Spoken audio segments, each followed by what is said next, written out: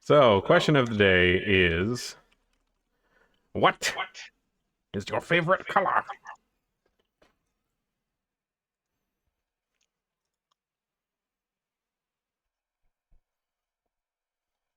Well, duh, the color of fire. There are so many colors of fire. Now when you blow shit up, it all runs together.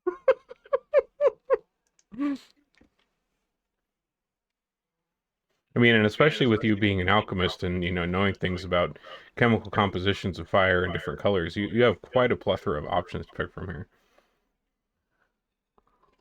I gave my answer. Grotus likes that swirling greenish purple you see when you close your eyes or get smacked in the back of the head. Mm. Is it just because you see it a lot? Yeah, that it also comes up around then. Familiarity. Does it make you feel at home? Hello, darkness, my old friend.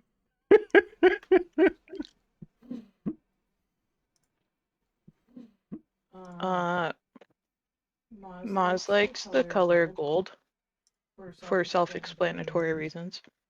Mm.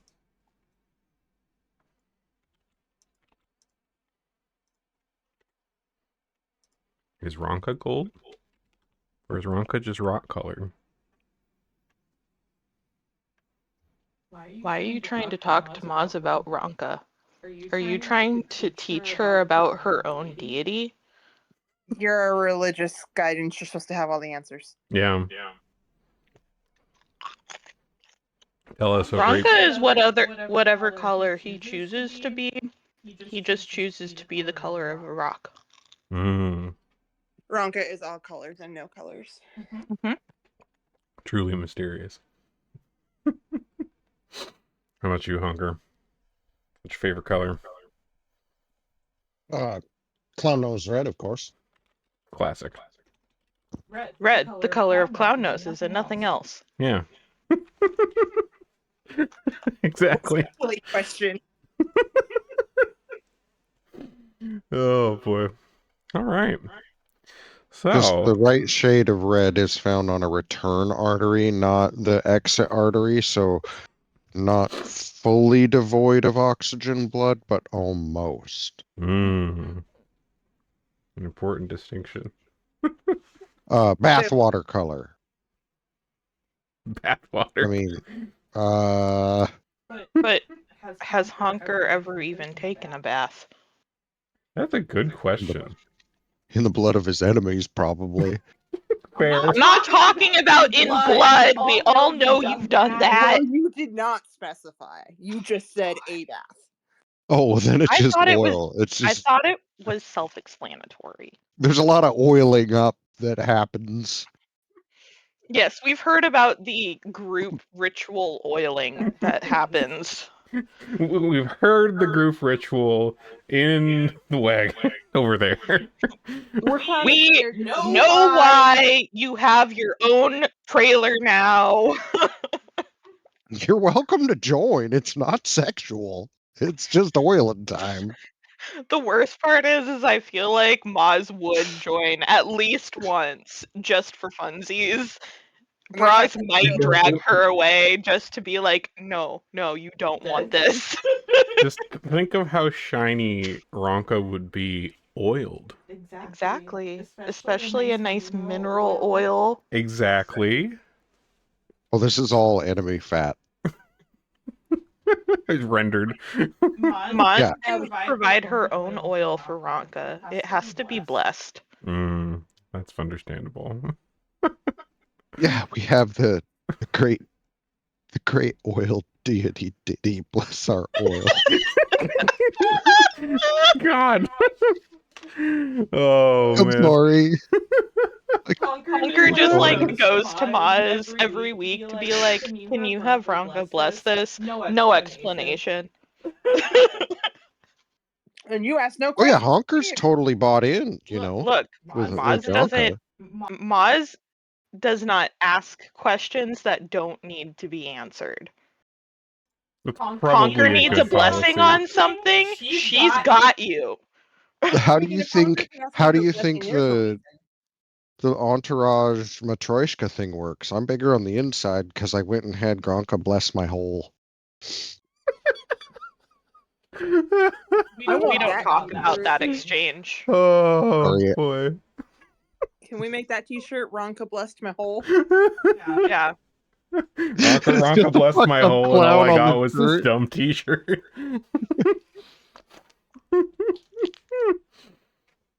Oh, that'd be a fun one to explain. No, it'd be one of those. If you know, you know. If you know, you know. Ick, yuck. All right. So, for the benefit of Braz, does anybody want to explain what we got up to last time and why we are where we are when we start?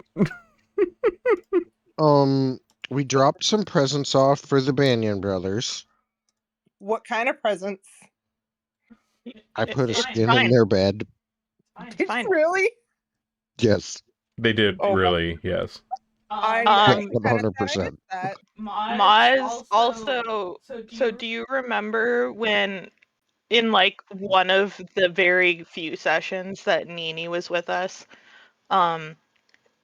Nini gave Maz some drugs but didn't tell her what it was or what it did?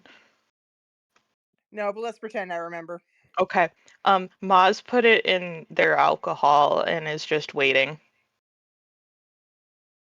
I support that. Good. Good. Not everyone did. You're my twin. I gotta agree with you on things.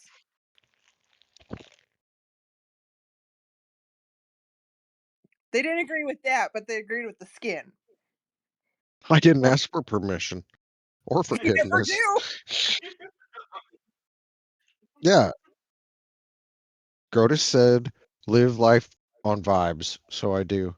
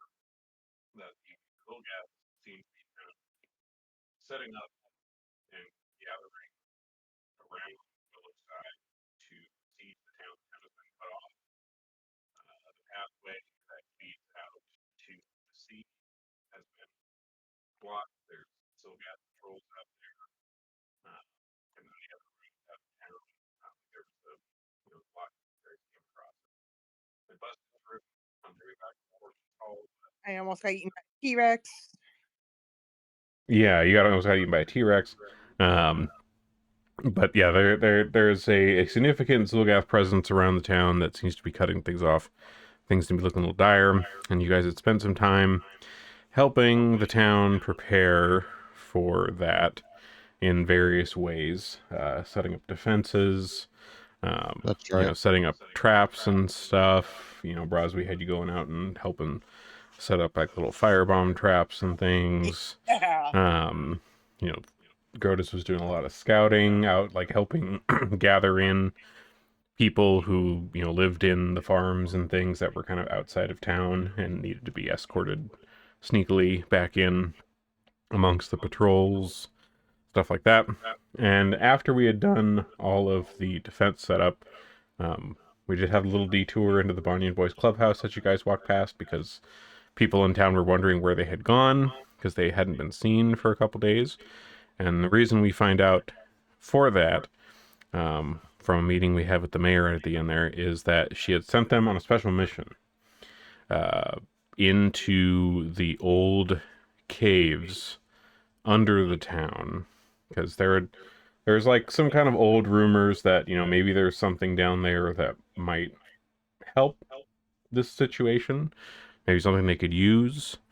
And you guys did a little bit of researching around the town, talking to some of the old timers, and it seems that there is kind of a dark secret past of the town that doesn't like to get talked about much anymore. But basically, there used to be a cult that worshipped this like lizard water god thing called Bukrug. And at some point in the past, there was an uprising by the people of the town, and they basically corralled all of the people who worshipped this being into the caves and genocided them. All of them. And that may have some reasons as to why some weird stuff's been going on. You guys have been having some weird dreams, kind of aquatic-y dreams. Oh yeah, that was the other thing she missed. We've been having many more nightmares.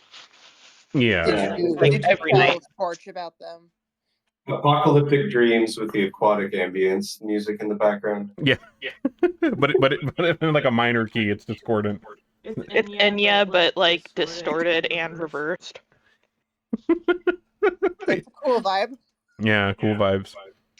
So we after finding out all this that there's this kind of spooky dark history of the town, and also that like there was some information about how the Banyan boys, who like their family has been kind of sheriffs of the town for many generations. At some point, their ancestor a long time ago was kind of leading the charge of this mass murder of worshippers of Bakrug many years ago.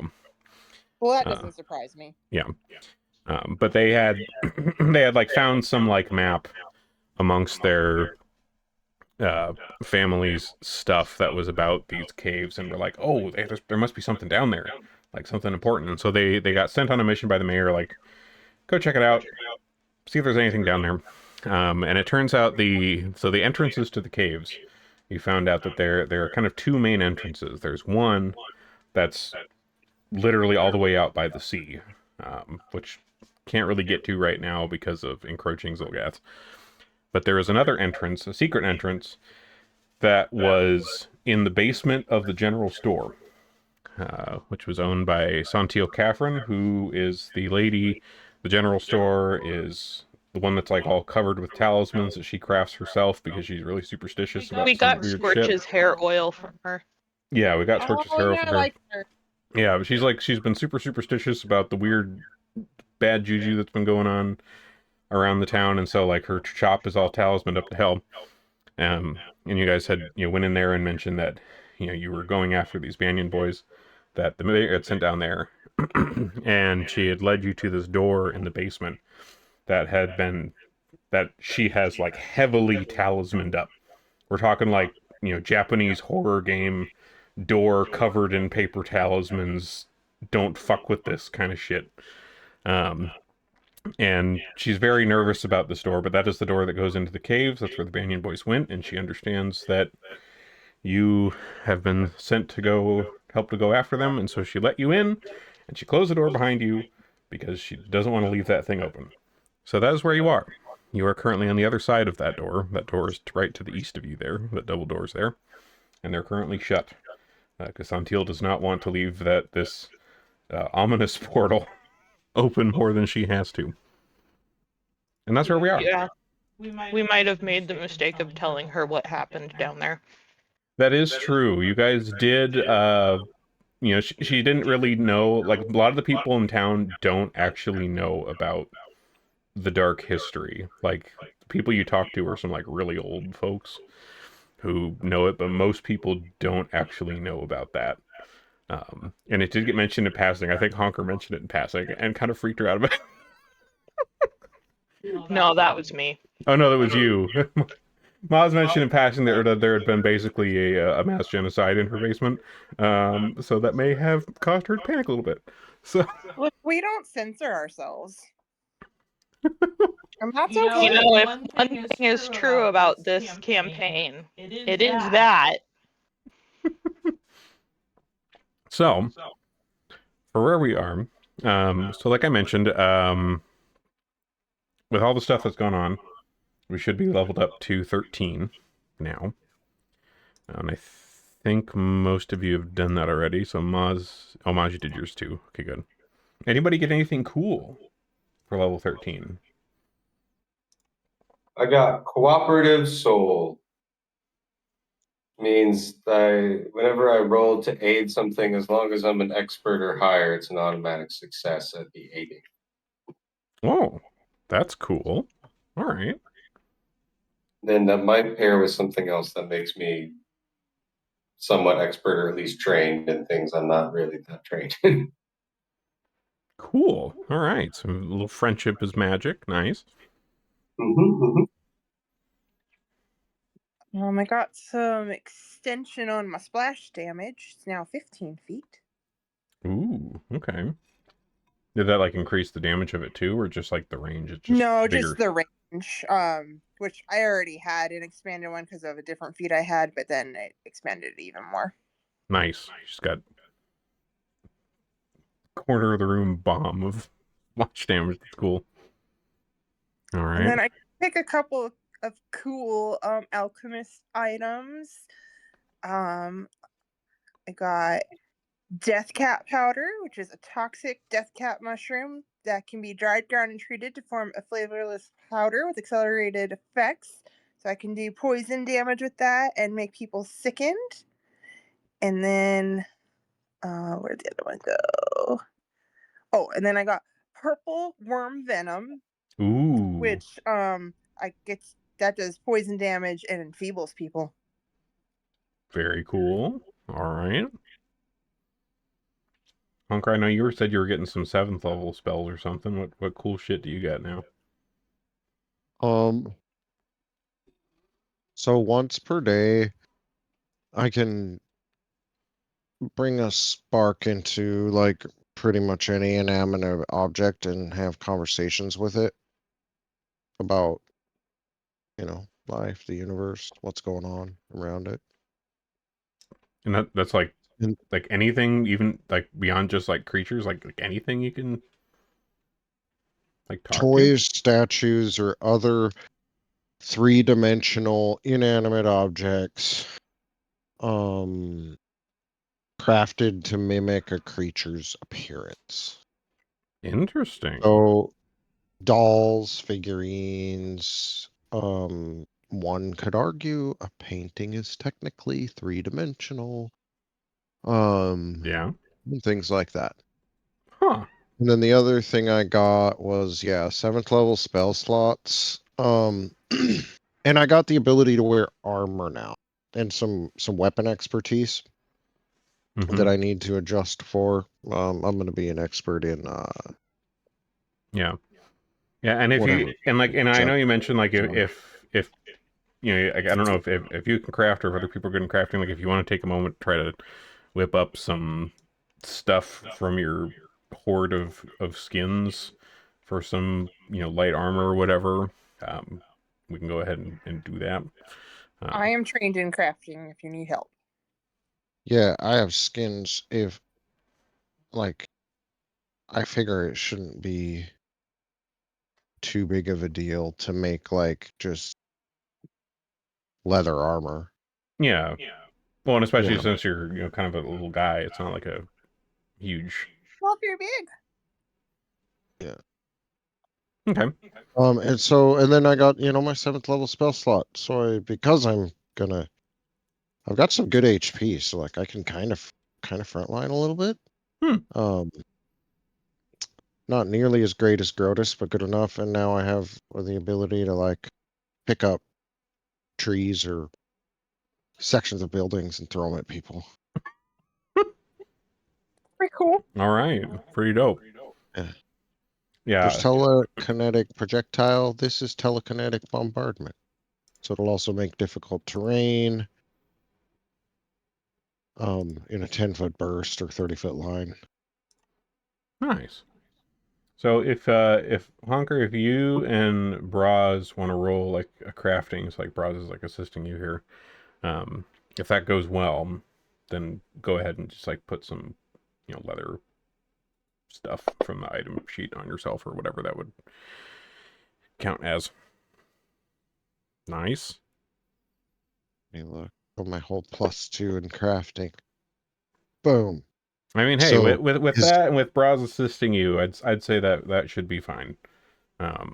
With bit that, we could say it's studded leather, maybe? Huh? Yeah. I mean, you probably got some teeth. Oh, 100% probably. We're gonna Well, I've never bedazzle said that, but thing yeah, up yeah. too. Let's go with Yeah, yeah. It's just studded leather with some teeth for the studs. Yeah, all right. A little horrific, but all right. Oh, I didn't look that deep into Scorch and Isle, but he now has his proficiency rank for Fortitude is legendary. So if he gets a critical fail on a Fortitude, it's a failure instead. And when you roll a failure on a Fortitude against an effect that deals damage, you half the damage. Damn. All right. Send Scorch in there to get mad and bite stuff. Nice. Yeah, I should also remember that he can rage because he also got something that makes that more effective too. Yeah, that is true. He can get big mad. I always forget that he can do a lot of cool shit now. All right. How about you, Maz? Did you get any fun, sneaky rogue things? No, not really. Well, that was disappointing. Damn. Yeah, that was just like, shut the fuck down right there. Is there not Sorry. one slightly cool thing? I'm still deciding my character feat, but Okay. That's fine. We'll let you. there's nothing new to choose from. And my ancestry feat that I took was twitchy.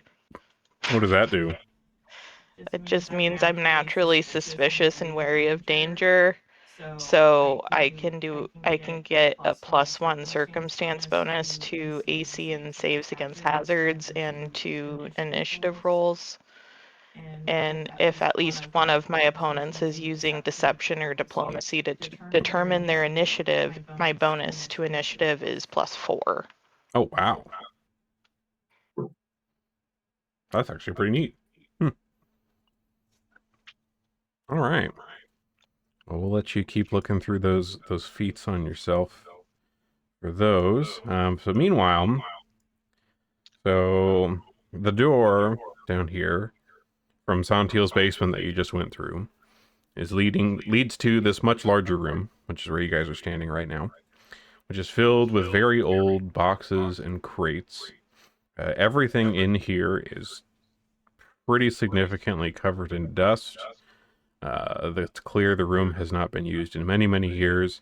There's also this kind of very damp funk about, which also kind of wafts up from the west as well. There is a broken wooden door leading to the north. The door is off its hinges and on the ground. And then there is a larger door to the west that is just wide open to some steep stone stairs that seem to be carved out of the natural rock that descend. And from that, you're getting that really damp smell.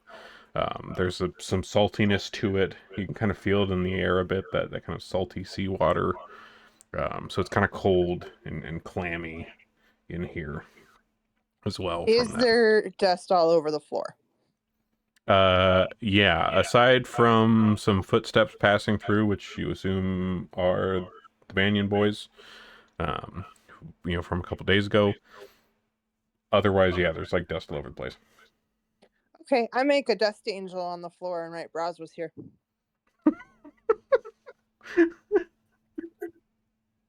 Grodus is gonna say, "Let's follow our nose to the smell of death." To the way. It's pungent. All right, hold on, let me unlock the tokens here. All right, so you guys. I'm going to take disturbing knowledge. Disturbing knowledge. What does that do? I can I frighten foes with occult secrets. You already do that. I utter a litany of dreadful names, prophecies, and deceptions, descriptions of realms beyond mortal comprehension, and they don't even have to understand the language I'm speaking. And if I succeed an occultism check against an enemy's will DC of an enemy within 30 feet, or any number of foes within 30 feet, then they will become frightened. All right. It's kind of neat. Spook people with weird shit. If it's a critical success, they're confused for a round and then frightened for the second round. Okay. Oh my goodness, Coco. I can hear him squeaky squeaking through my headphones. How you doing? What's your deal? All right. So you guys start proceeding down this staircase here, which seems to wind for a while to the west. And the token should be unlocked. So I think you should be able to move. Yeah, okay, you're all good.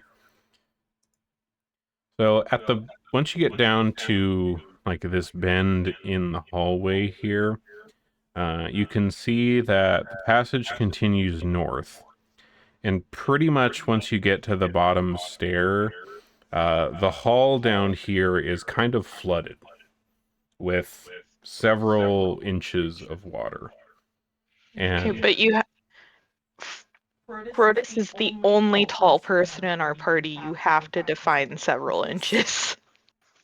I mean, you're all taller than several inches. Well, that's not Yeah. a specific measurement, though.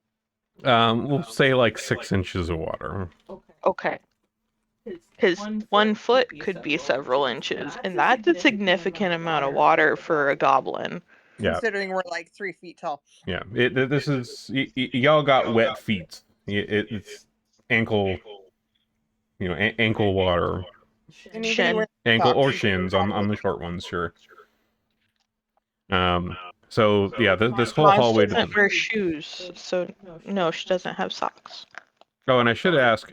I don't recall. Can you guys see in the dark? It's also very dark down here. I I think cannot. goblins have dark vision Yeah. by default. And then Scorch has low light vision. Okay. I also have spirit sense. So like it's alive, I can sense it. all the short folk can see, and the one tall person in this flooded hallway I cannot. He'll be always love fine. that about this party. Look, Grotus doesn't need to see. He can just be. As long as he can hear the pitter patter of our little feetsies.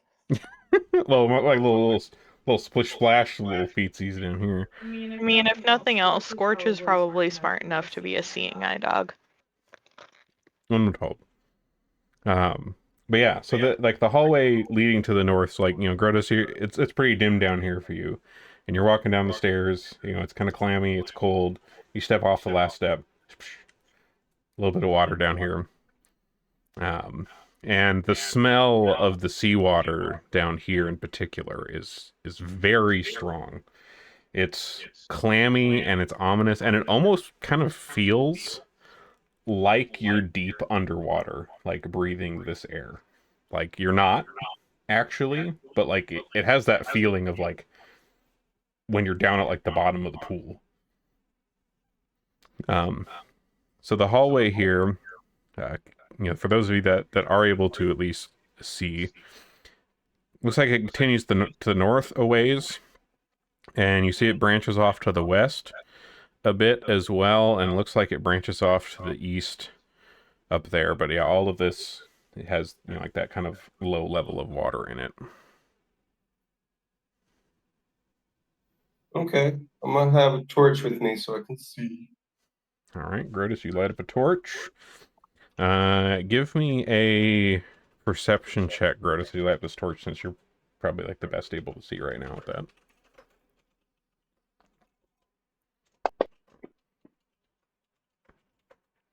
Okay.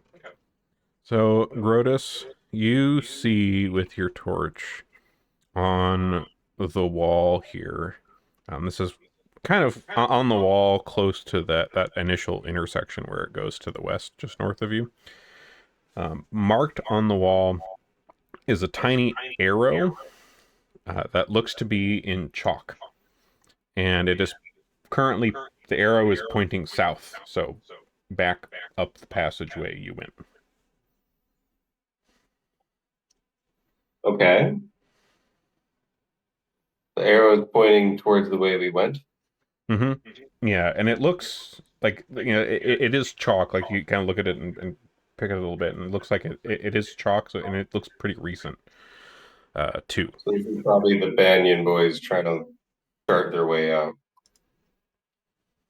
So we're following their tracks, I'm guessing. Yes. Okay. So that first intersection there, Grotus, when you kind of look to the west, this opens up into a larger cavern to the west, and it also appears to be much deeper water. If you kind of go in past that hull there, it kind of starts sloping downwards, and it looks to be maybe at least a foot or two, probably a foot and a half of water covering the floor in this cavern.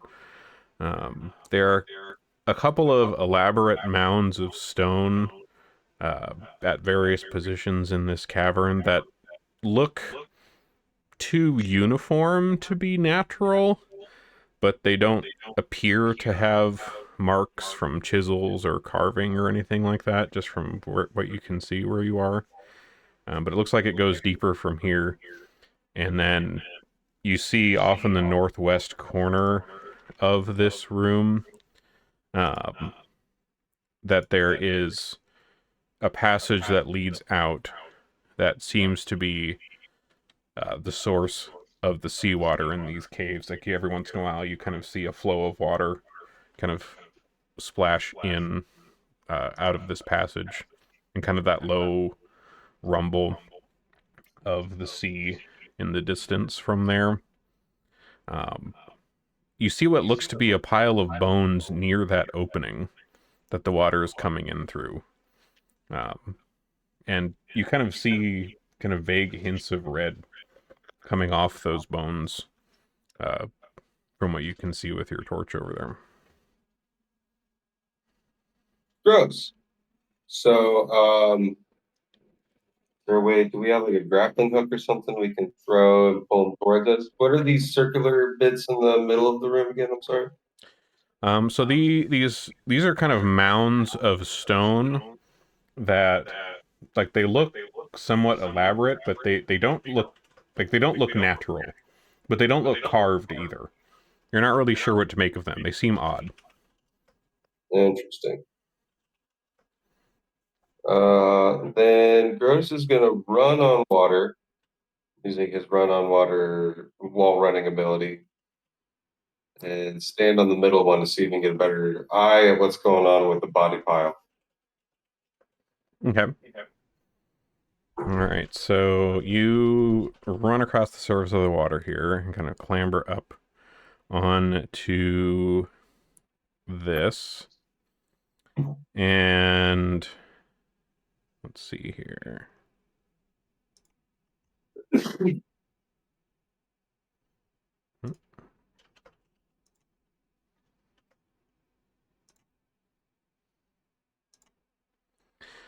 So from what you can see from there, give me a perception check as you're kind of looking around.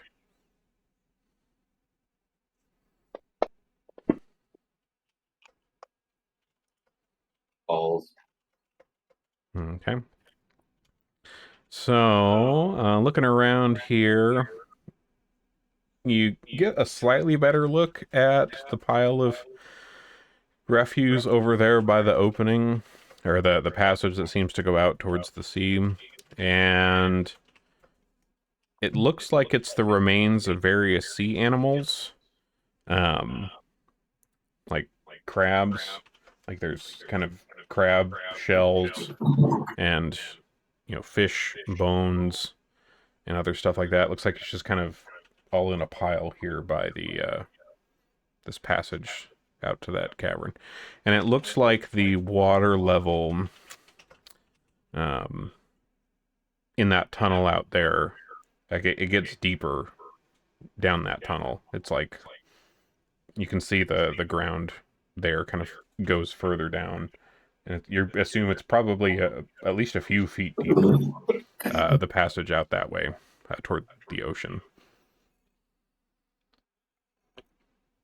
Okay.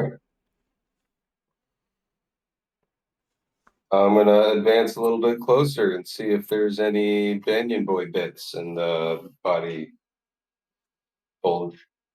Okay. Give me a nature check. Ooh boy, I am not trained in that at all. So I'm going to be using my improviser feat ability thing. So Okay. I get to add half of my class level or half of my character level to that, and then incredible improvisation, gain a +4 circumstance bonus to the triggering skill check. I'm just going to put in the 4 on this. So 4 plus my proficiency bonus on train skill chest equal to half your level. Okay, so yeah. 4 plus 6, 13. So it's +13 on nature. Okay. Go ahead and roll them up.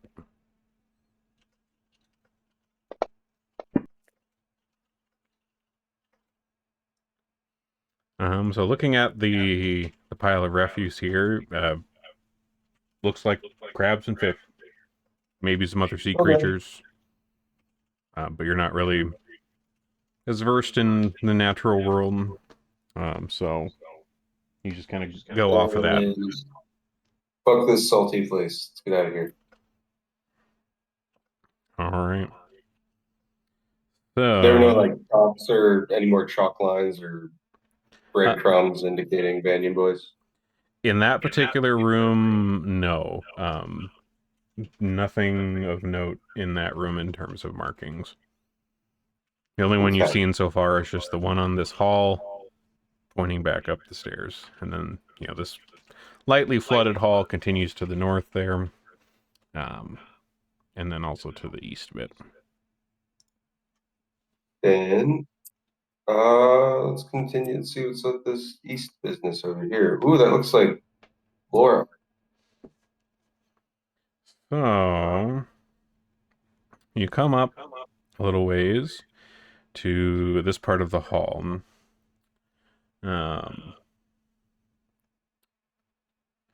You're kind of looking around at the passage here, and the hallway off to the north, like it just kind of dead ends to the north of you there. And the stone in that direction looks a bit odd to you. Like all of the stone in that chunk of the hall looks odd.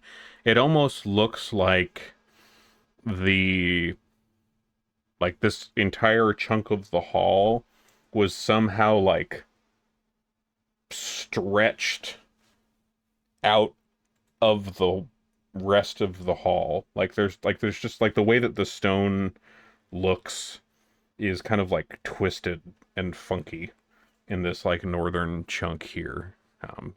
You've never quite seen something like it before. And then Somebody shaped the stone in a weird way. And then to the east of you here, the cavern slopes slightly upward to the northeast. So the floor in that room is mostly unflooded. There are still a few puddles here and there. So it's not entirely submerged. You notice that the floor has a very elegant grooved pattern that kind of repeats and looks to repeat over the entire width of this particular cavern room here. It's a very stylized carving. It looks like a stout lizard with a long curling tail and a beard made of tentacles. There are various hooks all over the walls in here, and there are very old coats, or what appear to be coats, that looks to be very, very old and rotted leather from the exposure to the elements hanging from them. And there's also various little stone benches in this room at various locations, just kind of around the edges. How much you want to bet this was that nerd's church? Or Probably. yeah. Yeah. I want to check out this kind of weird stone a little closer here. Sure. Let's see here. Give me a perception check as you're poking around over there. All right. So you are kind of poking around this weird rock. It's fascinating to you. And while you're looking around and kind of inspecting the twists and shapes of this, you find a bit of it to the northeast that seems to give way and opens into a narrow passage to the northeast. Okay. Hey guys, look, I found something. Cool, let's go check it out. All right, give me another perception check as you guys are kind of going to check out this passage here. Okay. So on the you get this wall to kind of swing open a bit. And on like the back side of the stone door, there's another one of these chalk arrows, which when the door is open, points directly south down the hallway that you guys just came up. Okay. But otherwise, Closer. the hallway looks to continue to the northeast.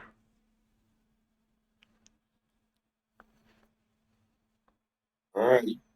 Yeah, let's keep on trekking up. All right. So you keep on trekking up, and then after a kind of a short jaunt up this little hallway here, you come to another wall, and pressing on it, you find that this is the other end of a door to somewhere that opens into an intersection of hallways here. And you can see on the wall, like just on the other side of this door here, there's another one of those chalk arrows that has been marked that is kind of pointing right at the door that you guys just came out of. In this hallway here, you see that it leads to the south, towards that kind of ornate carved room to the south. And then there is also stairs that lead down to the west and into water. And then stairs that lead up to the east. And then also a passage to the north that is filled with rubble.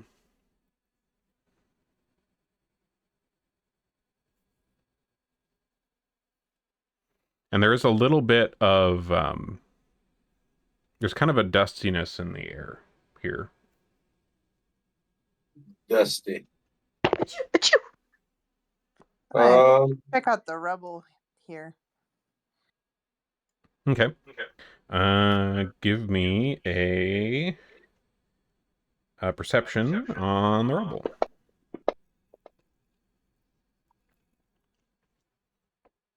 All right. So you kind of poke at this rubble a bit, and you find a sword hilt sticking out of the rubble. And you kind of grab at it and kind of wiggle it around a bit and pop it out. And you recognize this sword. This is Leodoric's. Leader of the Bandy Boys. Mm-hmm.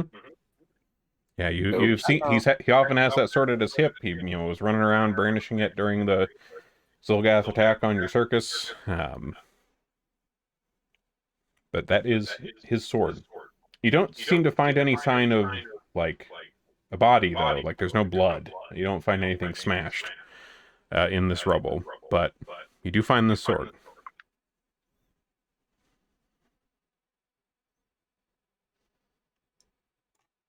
How long is this sword? It is a long sword, so it is probably taller than you. Cool. Well, then I'm just gonna set it right back down. All right, so he's gonna lean Leodoric's sword here up against the rubble. Maybe he'll get it back. We'll see. I'll write in the dust. Don't touch. All right, but yeah, from here, aside from that blocked passage, you have back to the south into that ornate room, up to the east, and down to the west.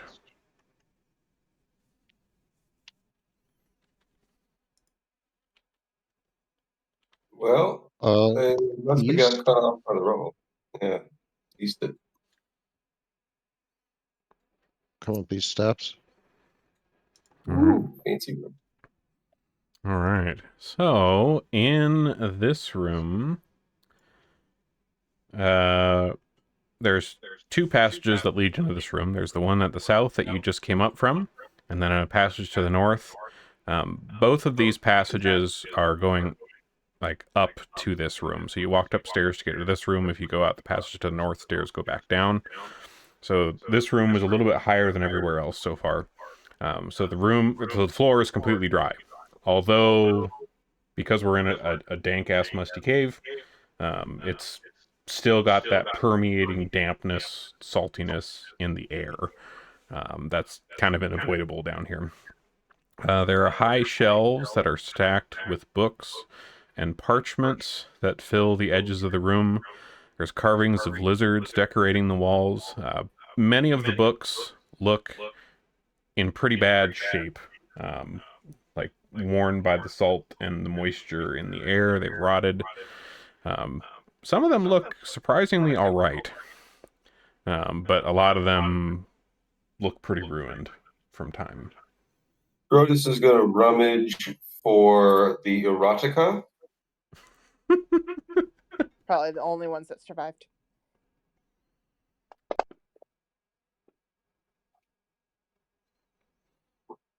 All right. So, Grotus, you go looking through the books, and you unfortunately don't really find any erotica, but you do gain some information about this cult a bit. Like, some of the books that you flip through are written in some script that you do not recognize at all. But there are also quite a few of them that are written in common.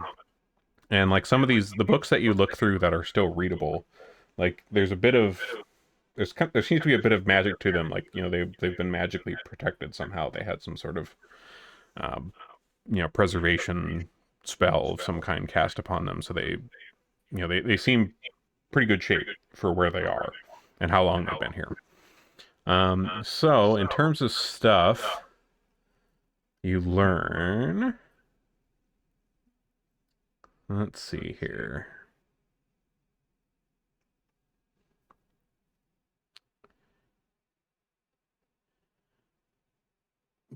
So you learn a bit about Bakrug. So Bakrug, who is often referred to in this book that you're reading as the Great Old One Bakrug the Water Lizard. He is often depicted as a huge lizard with a beard of tentacles and a long tail that splits into 3 stingers. As it is a distant and uncaring god of storms, the sea, and revenge, Bakrug is considered a kind of chaotic type of deity. You learn that Bakrug rules a desolate realm in the dimension of dreams, which is an underwater realm populated by his amphibious subjects and is a place full of unspeakable dangers. Bakrug sleeps in his kingdom, but he is no less powerful for his slumber. He is venerated by many cults, such as, this one that used to be here near sodden marshes or storm-lashed seashores. These cults are never benevolent. Although Bakrug is alien and indifferent rather than truly evil, most of his cultists practice blood sacrifices or worse to appease him and are often evil themselves. His followers often wield rancers with 3 spikes, which I believe is a type of trident. I'll double check. Yes, it is a type of European pole arm. So it's a kind of a trident. It's one of those pole arms where like the central spike of the trident is really long, and then there's like 2 short uh, spikes on either side. So it's kind of an off-kilter trident with the middle being the long one. But that is the symbol of his followers because they look like the spikes on Bakrug's tail. And they often wear scale-patterned clothing during their rituals. And you also learn that the largest shrines to Bakrug will often contain a statue of the Great Old One. And Bakrug can see through these statues, and a cult can animate its statue with the appropriate rituals. The dreams of storms and drowning are often experienced by people near to a locus of Bakrug's power. So there's still echoes of the power from them trying to animate him? Or Perhaps. maybe they did animate one and he got stuck down here? Yeah, who's to Who say? knows? Moogs. I'm not going to answer that, but great question. These are good thoughts to be having about the situation you are currently in. I don't know if they're good thoughts. Fair. Maybe constructive thoughts. But you do all recall, I believe at some point or other, all of you have had one of these dreams, if not more. Dreams of calamity and, often kind of a watery theme to them, lizards, stuff like that. So that seems consistent with the experiences you've had around this town. Aside from Grotus, what are others of you up to anything in here? I see Maz and Honker, you guys ran right into the middle of the room there, yeah? Sure did. Uh-oh. I licked the floor. That tracks. So... How was it, salty? Yeah, there is probably a saltiness to it. Like, even though it's not been underwater, like, the air is salty here, so kind of everything's going to be a bit salty. Let's see. So, Honker, you and Maz kind of ran to the middle of this room. And although it's visible on the map here, these runes that are on the ground here aren't particularly visible to without really looking for them. And you guys just kind of ran to the middle of this here. And so, Grotus, you're over there reading some books and poking around. The others of you are poking around. And Maz and Honker, and you guys step into this circle here. Yeah. You hear something in a language you do not understand. And then you kind of step back a bit as there appears to be a opening of some kind appearing beneath you, and a creature comes up out of that. Let's go! When I moved my token in the middle of the room, I was like, oh, that was probably dumb. I'm standing in the middle of a circle. Don't ever go into the middle of the Something is circle. going to happen. And then I was like, well, he's talking to Grotus right now. I could move, or I could just accept my stupidity. So let me get a picture up for you guys of this. I have learned to just not go into the middle of the room right. So this is what comes up out of the floor. Oh, sweet Lord, baby Jesus. Yes. Honker's eyes just light up. This is one of those, So that's my many legs. fetish gifts where everyone else is like screaming and the one guy's like...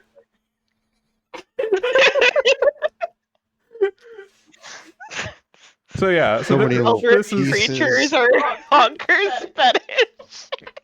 So this massive centipede-like creature comes up out of the ground. Hydropede? Kinda, yeah. It's got 3 heads. Its mouths seem to be dripping various substances. And it is not a pleasant-looking guy. Go ahead and roll me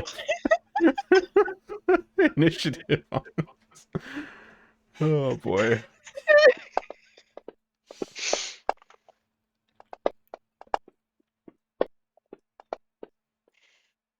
We're about to have a honking good time.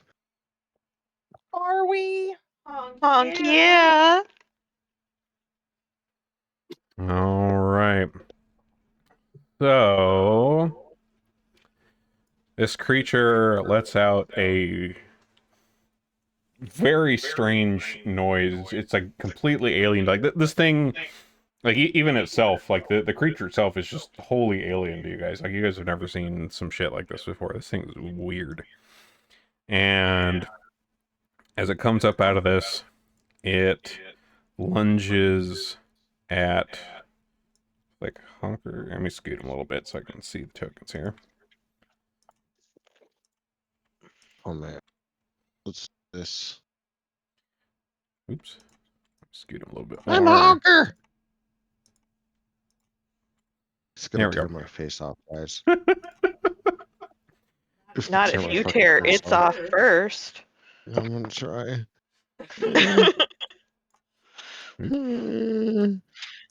Alright, let me get up its details here. Waiting for this moment. So, one of its heads looks in your direction, Honker, and it opens its mouth and, like, spits something all over you here. That's disgusting.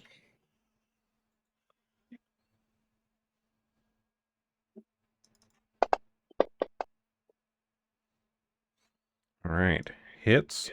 So, you guys see this, like, stream of what looks like, you know, lightning kind of come out of the mouth of this creature and strike Honker.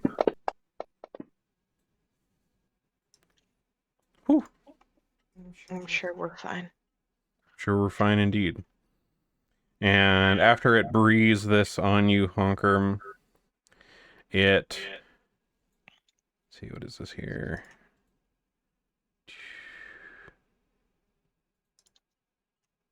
Okay.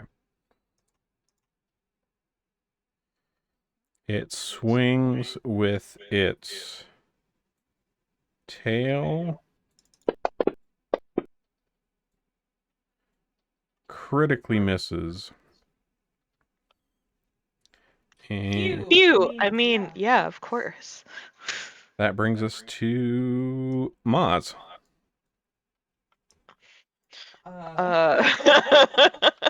Maz is like, oh, shit. In Maz's defense, she can't read. You never go directly to the center of a strange room.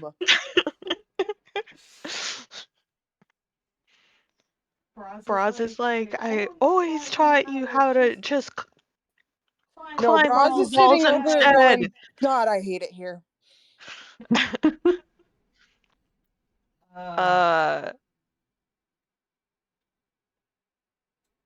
uh,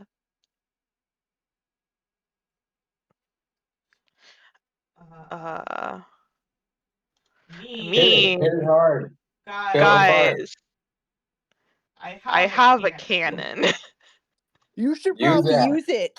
Yeah, I recommend the time. cannon. This is an appropriate time for like cannons If ever there was an appropriate and time for a other things. Okay, This is Moz cannon time is gonna to use the petrification cannon. All right. It's the last time we used that, if ever. We've used it a few times. It's very rarely. I try not to Get be you too have it. ropey about it. Yeah, I mean, it's only like a one use a day thing, so. I know, but otherwise, if we used it once a day, that's still like usually one big boss. True. If we need to use that cannon once a day, we need to rethink our lives. Just Like, get a calendar planned out. None of us have died yet. Do you remember when we were just clowns?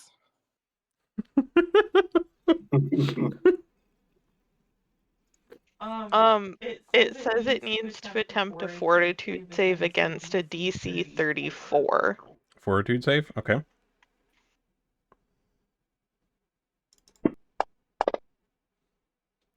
It rolls a 49. God damn it. All right, so when you fire this petrification cannon at it, you do hit this thing. And it's kind of strange because for a moment, it looks like it works and, gets petrified. But then there's kind of this like weird pulse of energy that goes over it, and the petrification effect on it like shrinks, and you see it like move through its body and then just coalesce on one of the heads, and one of the heads is petrified. Well, I guess that's better than nothing. That's good. That's a third of its firepower. That's something. I will say it was not the head that just attacked Honker with the lightning. Of course not. Why would it be? So, unknown head. So not the blue one. Maybe the green one or the red one. All right. Anything else on your turn, Maz?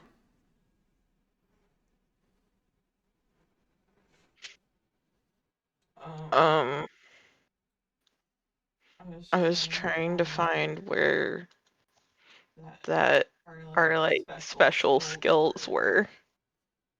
Oh, those should be in your notes tab. And I believe they're under the miscellaneous tab of your notes. So in your character sheet. Yeah. Notes should be on the right-hand side. Oh. And then in there, it's like the miscellaneous tabs, the middle tab. Oh, I didn't even know there was writing on those tabs. Yeah, I don't know why hard to they read. made the text color for those black on the brown. It's kind of terrible that they did They that. really want you to work for it. You have to really want to read your notes. Yeah, it's in there. But yeah, you have your fast healing one. You've got your water one that lets you swim quickly and breathe underwater, although you guys already can breathe underwater because Santiel Catherine cast a scroll on you before you went in here.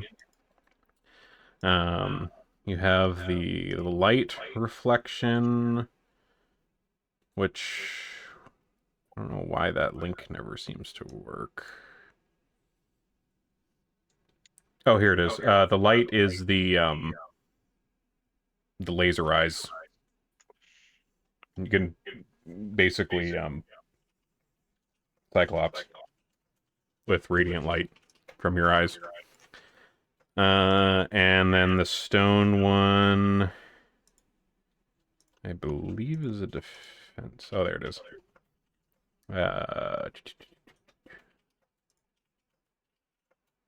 You can cast Stone Skin as an innate divine spell, equal to half your level rounded up. So it increases your like durability. Okay. Those are all of our echoes? Yep, yeah, that should be all the echoes. So the fast healing one was the one from the first island, and then the light, water, and stone were from the 3 towers and the Swordlands. So those are the 4.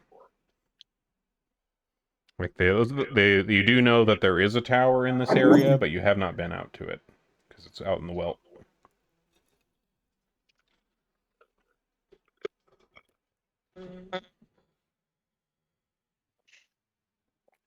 Oz is kind of peeing herself right now.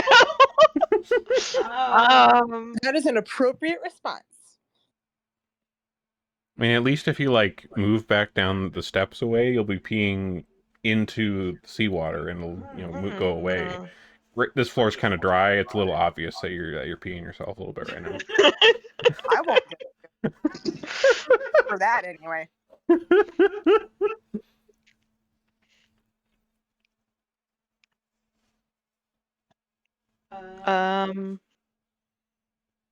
Maz is kind of just gonna like stand. Like I don't think she's gonna move back, but she's not gonna move forward either.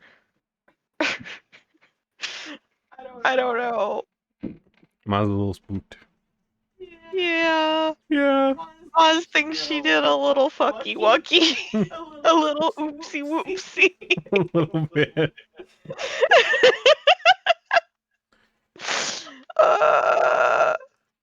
All right. Maz is gonna take a big breath and be like, "God, be a bad bitch about this." And she's gonna move forward. Sometimes in life, you have to be a bad bitch. Put on your bad bitch pants. And she's gonna attack with her brilliant rapier. Alrighty. That's a hit.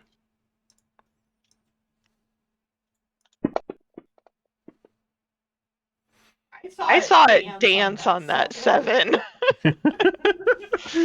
All right, so you collect yourself and your slightly sodden pants, and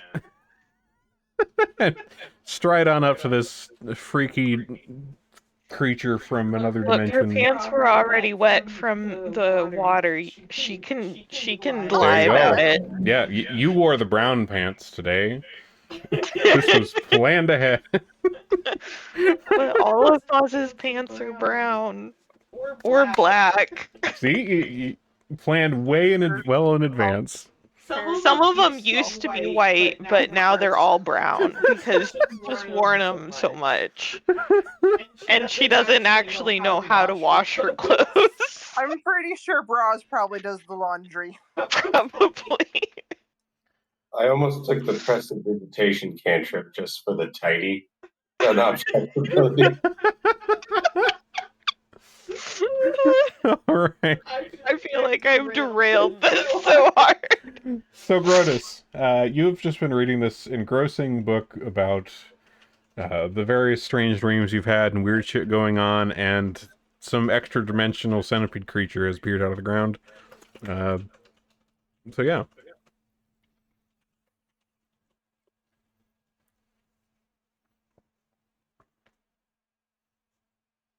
Okay. Although I will say, if you were reading books, you were probably over here. It's true. So we'll start you there. This kind of thing, it gets me excited. I'm getting rock hard here. activate the stone thing, stone skin, and then launch my fucking self with the flying kick at this big bad boy. Off we go. All right, roll 'em up. Actions. Oh, All right, so you come flying across. It manages to move its head out of the way of the flying kick, but once you land, you start trying to do some other smacks on it and do manage to strike, dealing a bit of damage in there. then a deception to try to throw it off on this last strike. Okay, and do I have to roll the stunning? Yeah, thank you. Yes, stunning strike. Fortitude save. All right, I'm saving. So fortitude save, it rolls a 50. Pretty sure that beats it. Yeah, it's fine. And then for the deception, that was what? 31 against their perception DC. Perception DC, okay.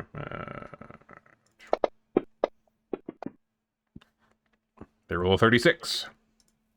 Okay, so he's just going to take the 16 damage. Okay. And that is my final attack, even though it's not off guard for it. Yeah. Might as well. That's my turn. All right. All right, so Honker, you're recovering a bit from this lightning blast from the centipede creature. What are you doing? Honker will look at this creature, and with a smile, he will say, "You're about to be defeated." Yeah. And Dirge of Doom on that guy. So we'll make him frightened. Fuck him up. At the same time, I'll pick up like the bookshelf over there Okay. and smash him in the face with it. Nice. So All that'll right. be like a diagonal line 30 feet kind of through him, I guess, is what's going to end up being difficult terrain. Okay. Go ahead and do the rolls for that. It fails its save against that. Oh, fun. So that knocks it prone. Ooh. I really like that was a lot of dice. Holy fuck. Oh man, that'll do a scary amount of damage if it wasn't so many ones in there. Damn. All right, so that. this bookshelf comes. Out of curiosity, which of these bookshelves is the one you chucked at it? I was thinking just the one like to the north of Maz and I. Okay, so all right. So Yeah. Grotus, this bookshelf, you see it come flying at this giant bug thing from behind it, and smashes into it, knocking it prone on the ground, kind of in front of you. You kind of have to step back a little bit out of the way of its head's crashing down onto the ground. Like this thing's pretty big. Some of these books are scattering everywhere. The rotten ones are kind of disintegrating into pieces. Kind of a mess. All right. Anything else on your turn, Hunger? No, that's my turn. You got it. All right, Braz. You know, it's times like these, I'm so happy that I picked feats that made it so I don't have to get close to this thing.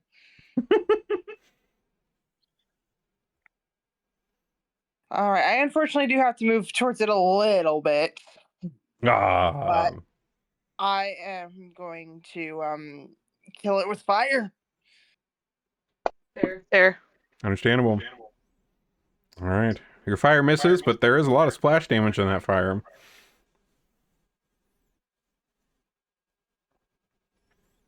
All right. So your fire damage misses this thing, splashes on the ground, splashes damage over it. Doesn't seem to really have much of an effect. Well, I don't like that.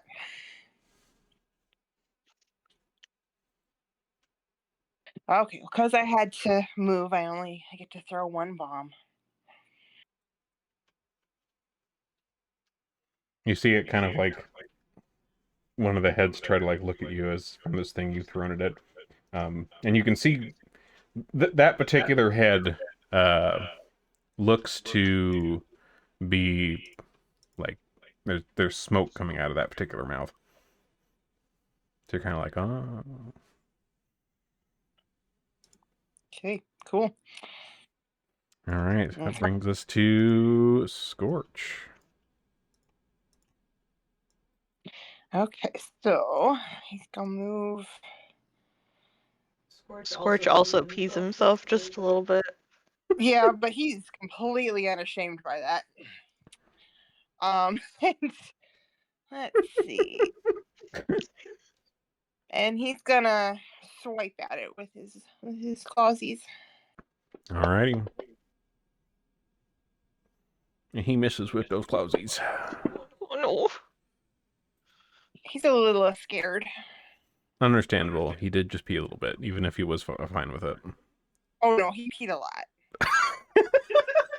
Let's here. Look at what we're dealing with. But he pissed with confidence. You must release it all, so I'll be lighter to fly at this thing. Which brings us to Maz.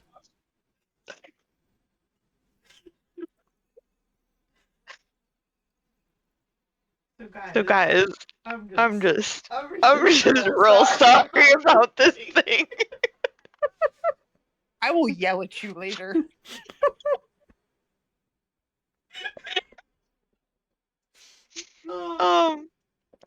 Is it still technically prone? Yeah. It is prone on the ground. Okay. Look it up, guys. Oh, and if I do recall correctly, don't you have the feat for like the extra attack stuff because you're next to party members? And you're a rogue? I'm not technically. I don't think I'm technically close enough to Grotus. Honker's right there. Like you're standing next to Honker. Everybody always forgets about me. But I'm Honker.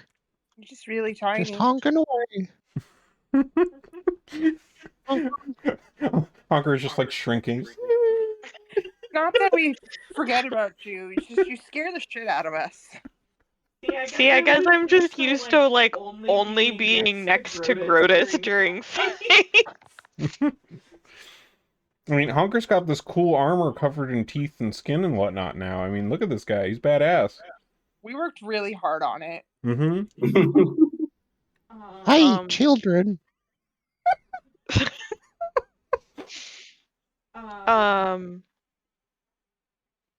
So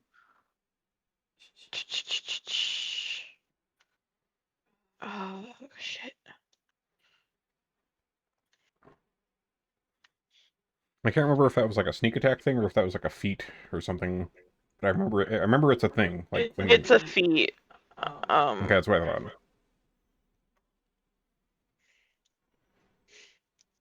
I'm trying to remember. Let me bring up your sheet here and take a look. What? There's like a specific feat I was going to do. I'm looking. I'm looking. I mean, was Hunger the last one that attacked? I mean, Braz was technically the last. Well, I mean, Scorch was the last person that attacked. They missed, but they did try.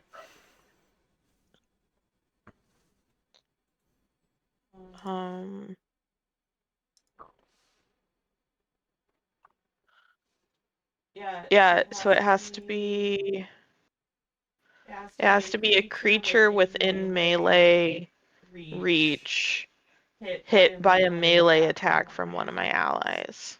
It has been hit by a melee attack from Grotus.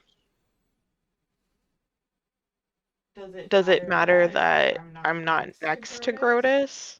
Or is it just that we're attacking the same enemy? What's the name of the font, or not the font, the feat that you're looking at right now? Opportune backstab. Opportune backstab. Let me take a look.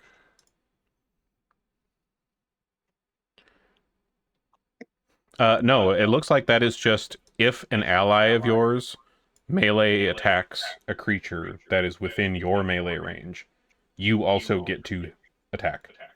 Okay. So basically, so Grotus hit it. So like when Grotus hit it, you also got it. So this is separate from your actions right now. So you should roll the attack for that because Grotus punched it. Okay. So that just So happens essentially, every time Grotus or Scorch. or Honker if he bites the face off of shit. That's melee. Yeah. Okay. Yeah. Any melee attack on a thing that you are also next to, you get to also stab. Okay. Then I will roll the reaction. If it's a reaction, it's just one time around. Oh, just one time around? Okay. Yeah. I guess that makes sense. That would get pretty broken. Yeah. just have a whole party of like melee fighters and they all have this feat and they're all just like every hit is 6 hits. Just beating the shit out of stuff. Okay, and I did also look your sneak attack feat deals extra damage when you're striking a creature that is like, like flat-footed or incapacitated, that kind of thing, which this is prone. So roll an additional 3d6 from your current, so that's your current level. So that would get added as additional damage because of that particular feat and this thing being knocked down right now. So 3d6. Yep, 3d6. Nice. Okay, I will add that to its damage manually here. Okay. All right. So that was one attack. You still have 2 other actions. Yeah. Well, actually, no, that was the Grotus strike that should have happened. Okay, so you still have all 3 actions. That was making up for something we forgot. Yeah. So what are you doing for your turn now?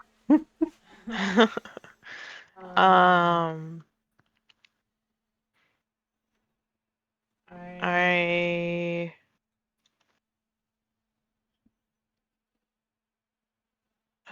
Oh, I'm trying to bring up a thing.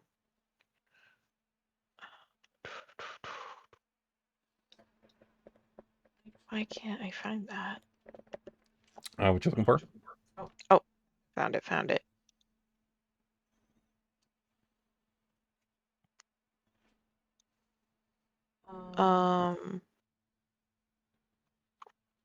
So technically, since it is prone, Mm-hmm. and I struck it, I also do a debilitating strike. Ooh, okay. What does that do?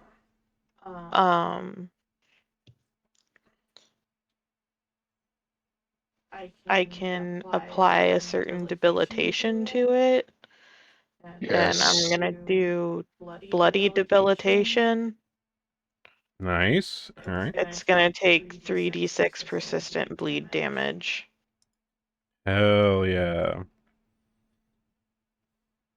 I don't have like a... That's okay. I can make a thing.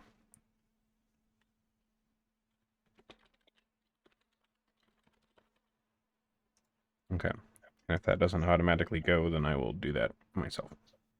Nice. Okay. Okay, now I can do my turn. Yes.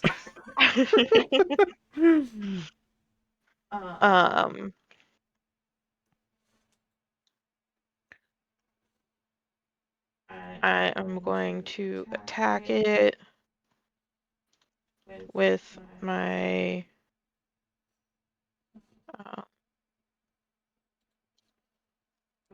rapier. Okay. Oh.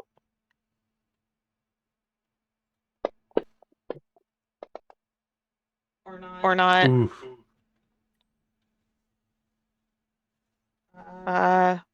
We try again. Because we're gonna be a bad bitch about this. Ah. Ah! That was just a miss, though, not a critical miss. Hey, here we go. Hit on the third attack. Nice. Wait, Ooh. because it's still technically prone, I do another debilitating strike. Okay. Yes. That's true. Do it. It's now enfeebled one. Nice. Okay, I believe the enfeebled that decreases its attack, I believe. And double check. Physically weakened. Stats penalty. Yeah, it reduces its attack rolls and damage rolls. Okay, cool. All right. Nice. Good stuff. It's very handy when you use all the cool feats you got. You can do a lot of I extra need damage. to have them written down in a list in front of me that's more accessible That's than fair. this. All right. So, Honker. It's honking time. It's honking time. We love this for you. Okay, Honker will. Well, Honker will say, every leg this thing, or every foot this thing moves is 1 foot closer to the grave. And then he As puts his a sunglasses on and right. And walks away from an explosion. That'll be my lingering composition. So I got to roll a performance check for this. Okay, roll them up. Give me a sec.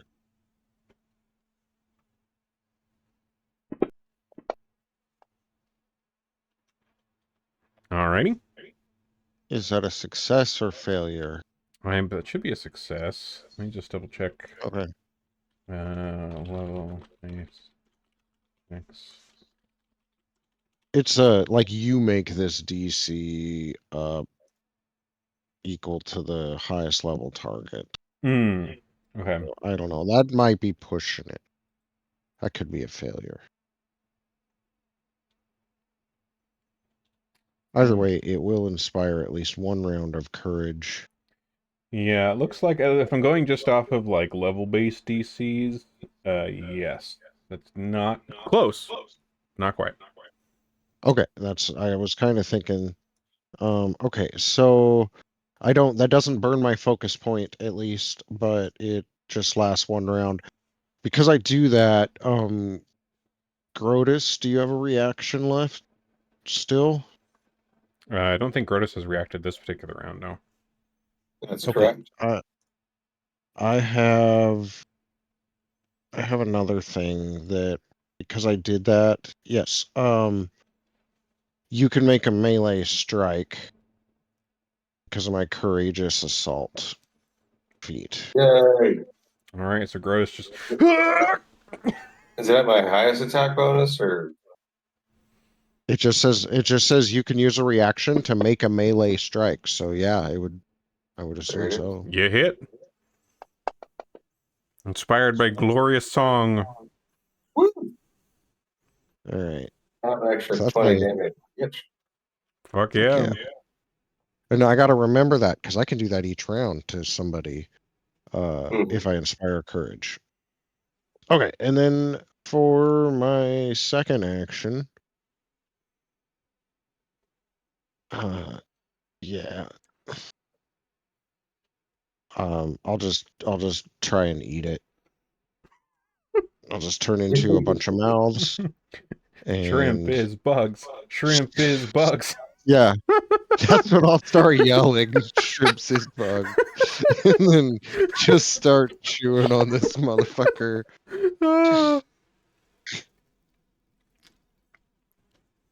That'll be my turn. All right. Well, the big thingy. So one of its heads is somehow moved the petrification into one of its heads. So that head is still petrified. The other 2 heads, which would be the one that attacked Honker previously, and the one that is letting off smoke, are still moving around. And The one with the smoke coming out of it kind of looks in the direction of Maz, Hunker, and Braz over here. Let's see.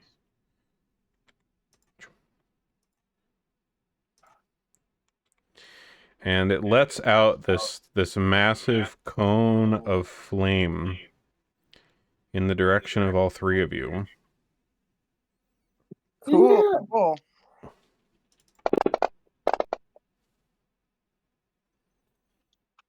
Hitting all three of you and criticaling on Maz. Hero point. I wish it could be a hero point. Yeah, you can't You hero brought point those. this thing upon us. I said I'm sorry. Whoo! All right, so this massive cone of flame erupts out of this centipede thing. 39 damage to Braz, 85 to Maz, and 38 to Honker. Oh, no. The hunger. I thought it was at Scorch.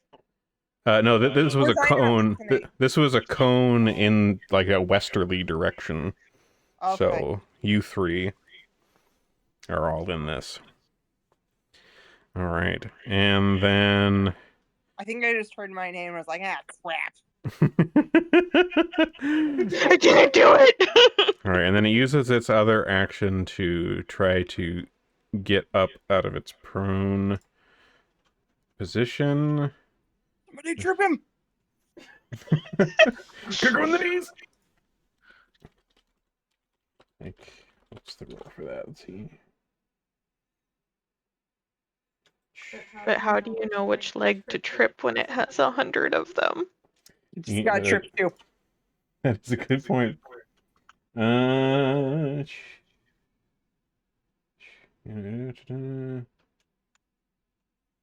Okay, I guess it looks like it uses its other action to get up from prone.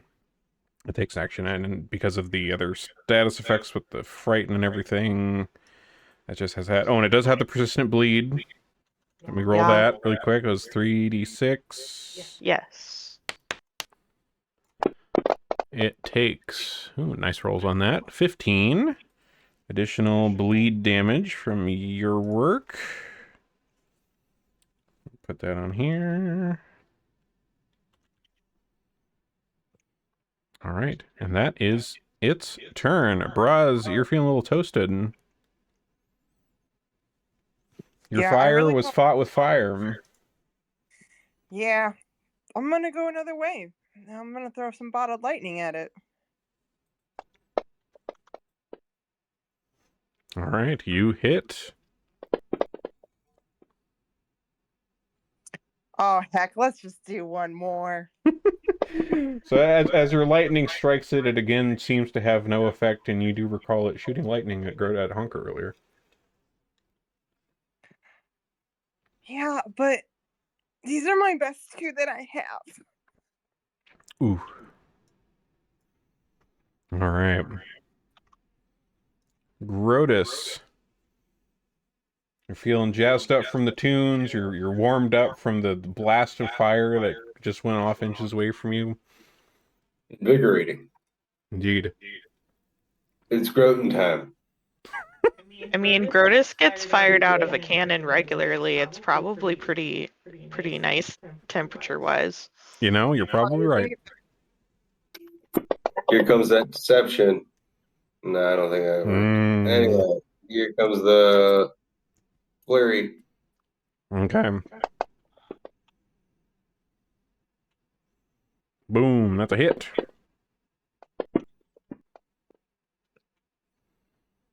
Okay, still got to make that stunning strike save. Yes, and this is, in this round, the first melee attack against it in this round, so that would Maz. Oh, I didn't realize we restarted the round. Well, we were already in a new round when your turn came up. I was just making up for not doing it the first round, because I saw that in your stuff. So this is round 2 we're in now. Okay. So this is your opportunity for round 2's Stabberoonie. Okay.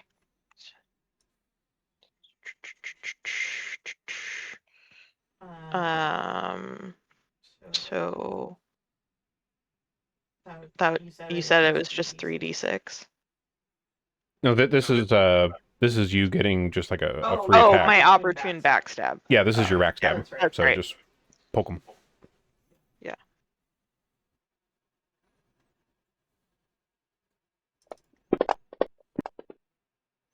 All right, that hits.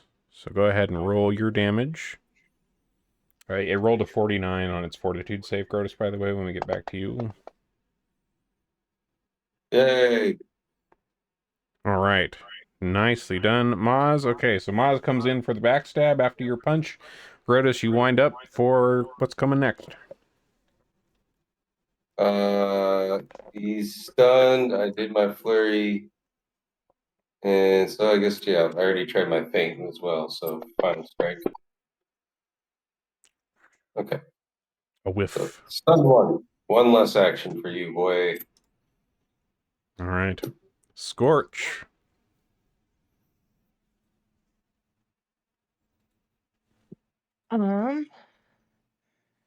We will go ahead and try to swipe at him again. And he swipes.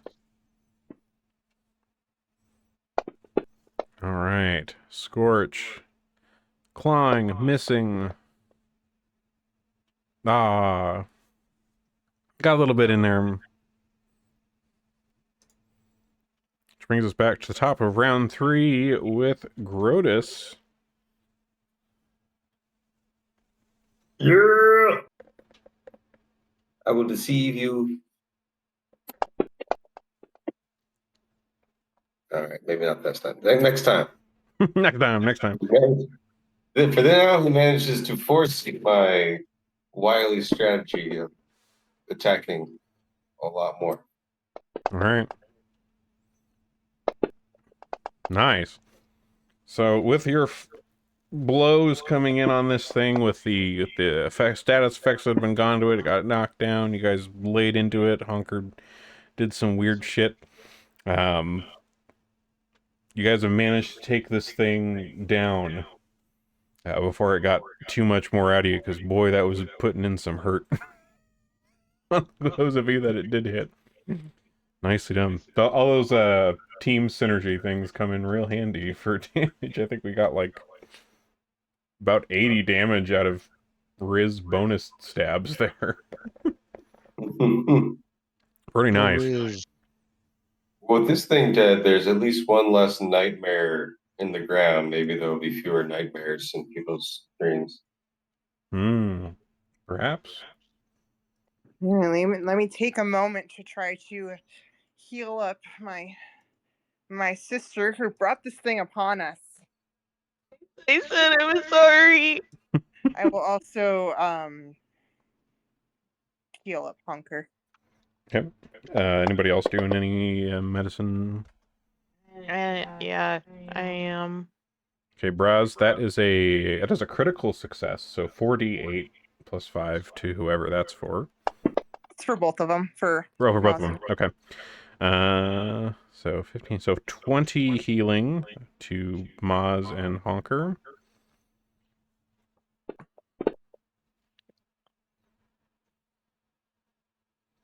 And, ooh, critical for you as well, Maz. Who are you doing your heals for? 48. Me and Braz. Okay.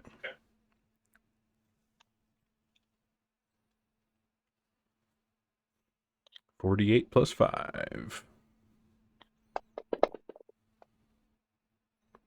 Oh, shit. Rolls. Yeah. Oof.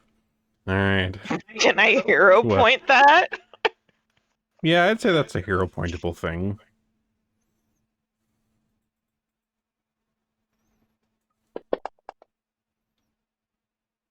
All right, better.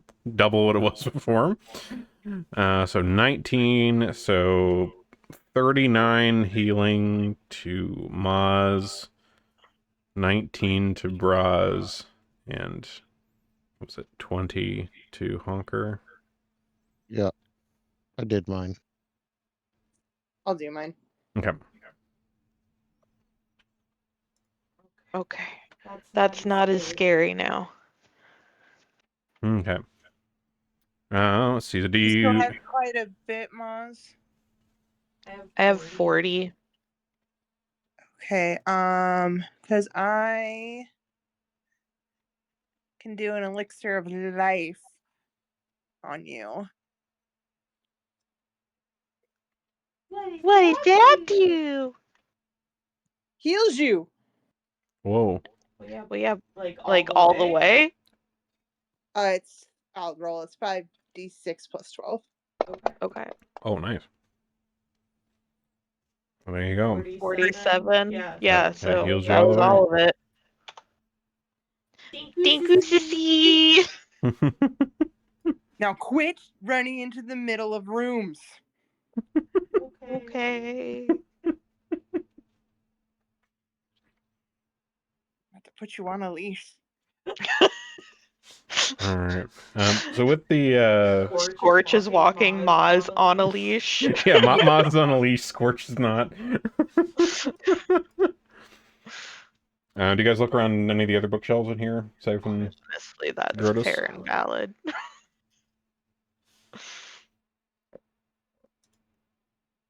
Yeah, I will. All right. Give me a perception as you look around the bookshelves that aren't splattered across the ground.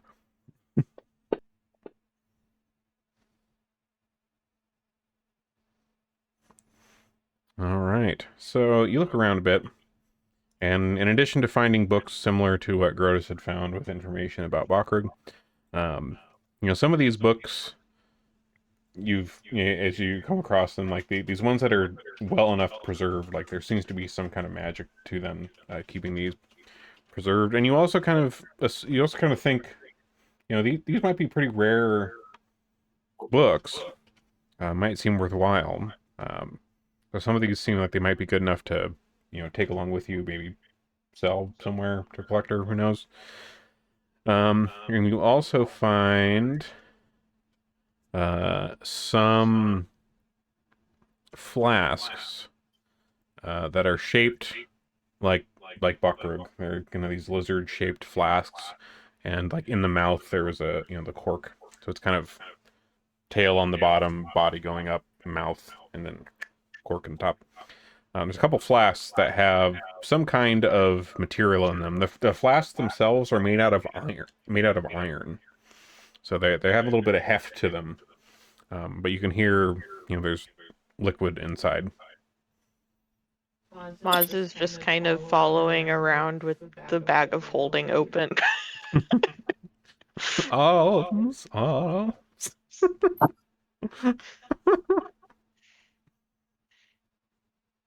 mean, what else is it for if not for looting? Well, we haven't had any penguins pop out of it yet, so remember, it is cold inside of it. Mm. Any of you more alchemically inclined folks want to figure out what's up with these flasks? Fine. I guess I'll use my college degree. I didn't join the circus for this. You know, Roz is constantly thinking, remember when I was just a clown? All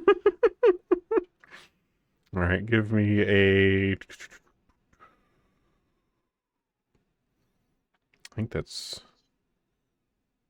What'd that be? Probably like a medicine check. Okay. All right, so you take a look at the stuff in these flasks, and this appears to be. These two flasks appear to be sea touch elixirs, which, from your alchemical knowledge, this is a concoction that, when consumed, temporarily fills the spaces between your fingers and toes with webbing, granting you a faster swim speed for the duration, and also breathing underwater. Okay. So combine that with our water stone resonance thing. Be super fast storms. So we might need to use that to go up the stream while the body's clogged up. All right, but otherwise, aside from that, most of the books in here seem to be ruined by the passage of time, and the corpse of the big nasty thingy he was dead. The passage leads to the northwest, down some stairs, back into another hallway that is with a few inches of water. And of course, there's the stairs back the way you came as well. I want to check out these stairs. All right. So you head down these stairs to northwest Braz along with Scorch, and this goes back into a couple inches of water. You find yourself living in a shotgun shack.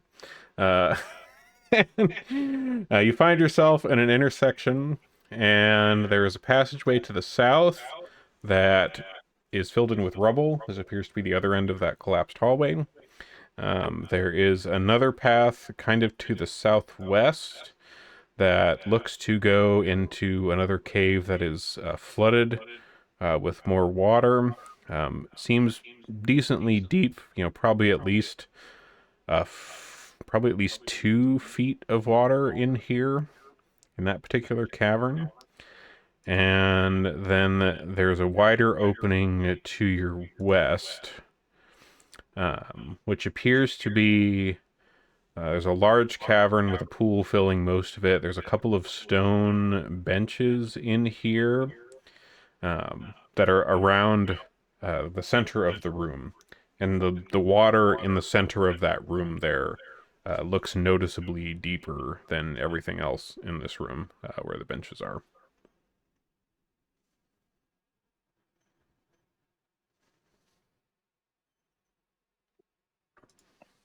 Interesting. Okay.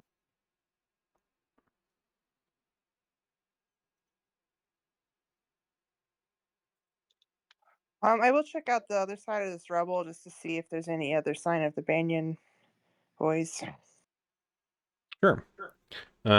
So you give me a perception check here.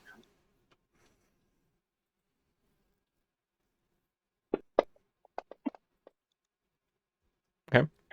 All right, so you go poking around on this side of the rubble here. Again, this seems somewhat recent. This intersection here also has like a little bit of dustiness to it, like this collapsed in and hasn't quite settled. Nothing of note on this side. Like you don't find any other, items or bits of people or anything. Just the rubble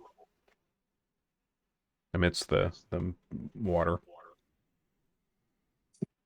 I don't know if I find that comforting or not.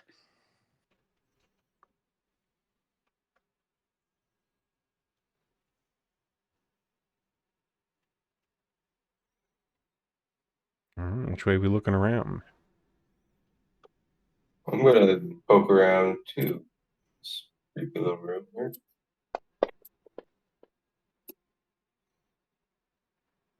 Okay, so you're looking at the northwestern room, Grotus?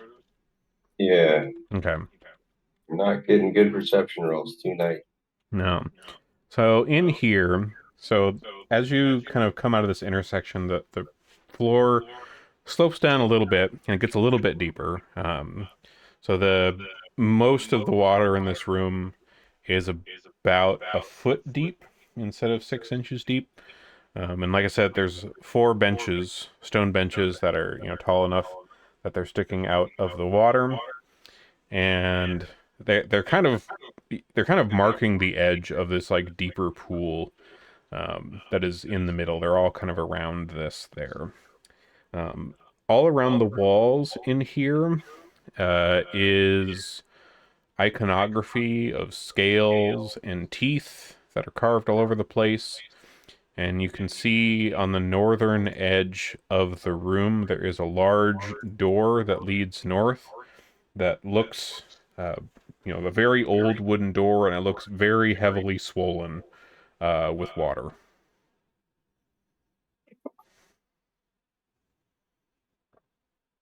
Gang, we might be into a little flood here, but it's gonna be worth it. Grotus is gonna skip skedaddle, run up onto one of these stone things here. Alrighty.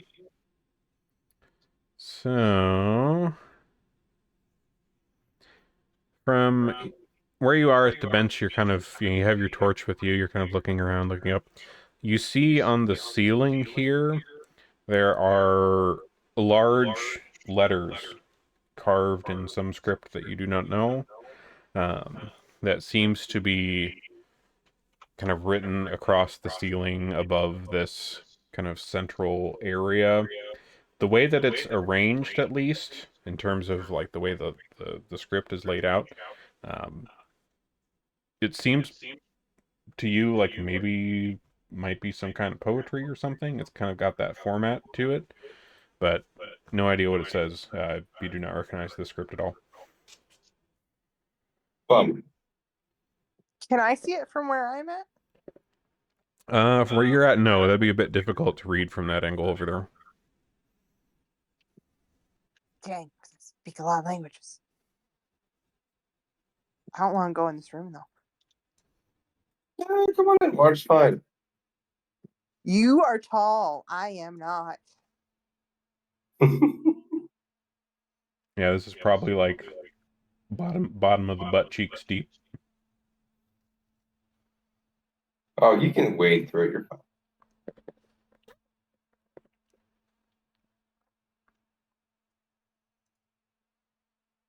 I am All actually right. really curious about that. So Yeah, it might All be right. good poetry. All right. So a curious Braz wades into the water. You know, the salty seawater lapping against the butt cheeks, and makes it her way over to the bench here with Grotus with the torch. Let's see. What all languages do you speak? common, draconic, dwarven, goblin, orcish, and undercommon. All right, so you take a look at this poem on the ceiling here. This is none of those languages. This does not seem familiar at all.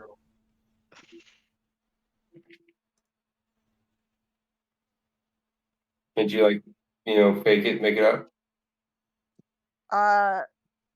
Sure. There once was a man from Nantucket.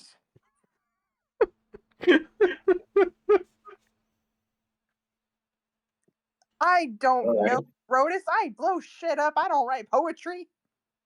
Oh wow. You seem like you'd be Well, more there could poetic. be. I do kind of want to explore more of the water in that other room that had the stone bumps on there, because something in there we're missing. So, Grotus, as you hop down to head back out that way, and as you kind of hop down into the water with your torch, you hear like a bubbling in that central pool in this room, and the from the center of the pool, you like the bubbling kind of increases, like it grows for a bit, and then up from out of the pool, a creature emerges, which looks like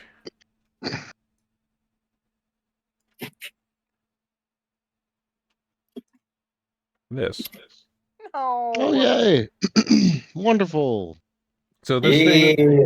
this thing Wow, Grotus. this thing pops out of the hole in the middle of this room here, and it doesn't attack. It kind of looks at you, Grotus, and you see its like mouth kind of open a little bit. Uh, all of you roll me a nature check.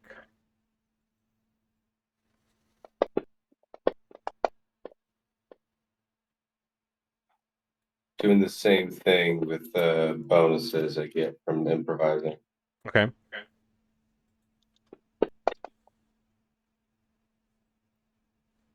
Okay. So, Braz, you're pretty close to this too, as Grotus is, as you two are heading back from trying to figure out what this is on the ceiling here, and you're looking at this creature, And Braz, you've worked a lot with animals. You've worked a lot with Scorch. He's your buddy.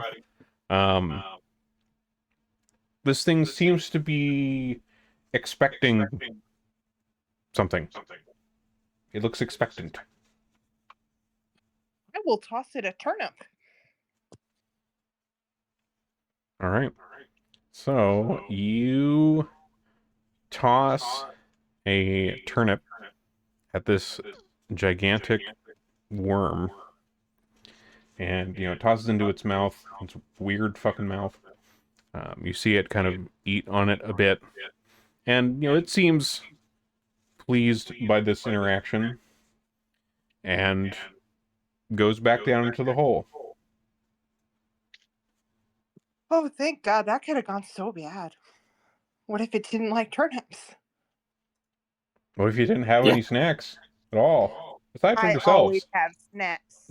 I always have snacks. All right. So, Gertis, you said you were checking out the room to the south, right? Yeah, feels like there might be some underwater secrets there.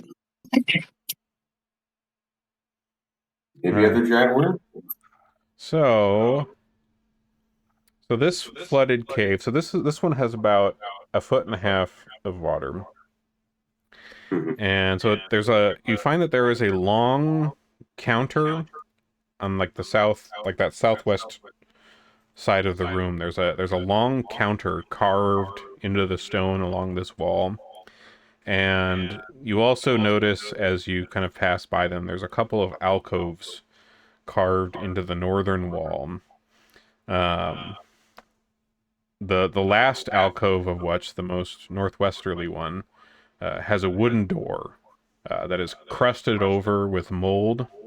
There is bright light emanating through cracks in that mold-ridden wooden door to the northwest. Uh-huh. You also see that there are, and you kind of feel this with your feet moving across the stone floor here. There seem to be grooves in the floor that are carved in, and you notice that all of these grooves lead from along, like they kind of start arrayed along that counter down on the southwest side. And then the grooves all kind of go across the floor and then all lead into uh, one of the three alcoves here. They kind of all diverge, and some of them go to each of those alcoves. Hmm. Can I examine the countertop to see what kind of stuff was worked on there? Sure. Give me a occultism or a religion check, whichever one you prefer. All right, and that's a modifier for the untrained business. Woo! All right, nice. So you kind of look over this counter here, and also just kind of with the grooves and stuff with this room, the alcoves up there, and you get the sense that this room was some kind of sacrificial preparation room. Like you take a look at these alcoves here, and like all that's in them in the floor is like there's a hole in the floor, and it looks to go down pretty far. And you do find some like kind of remnants of bones and things kind of encrusted with sea gunk around these alcoves. So you kind of assume they were probably sacrificing or people or stuff and dealing with that over on the counter over there, and the blood and bones and whatever stuff with that were then into these alcoves here. Okay. Uh, Gross. I mean, we could use some of that bug juice thing from the beast and let that run into the thing. See if that gets a reaction.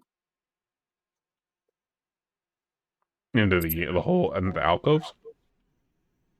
Yeah, see if putting some fresh biomatter into that alcove causes anything.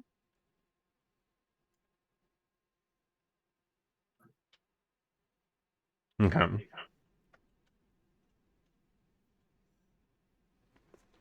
I don't have any human sacrifices on hand.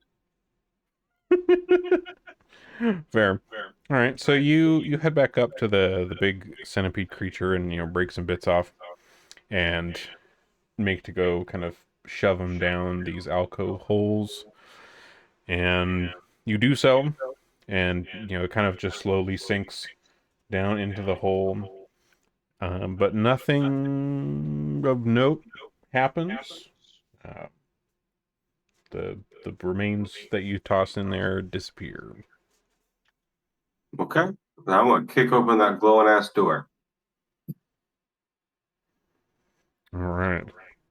So you Oh, stride up to this moldy door with which has light beaming through it, through the cracks that you can see. It's pretty swollen with the mold and the moisture. It looks like there was a lock on it at some point, but the swelling of the wood has kind of bent that out of shape, and it doesn't latch properly. So that you bust this open, and inside this room, aside from so initially you're kind of there's kind of this almost blinding light here, and as your eyes kind of adjust to the area, let's see here.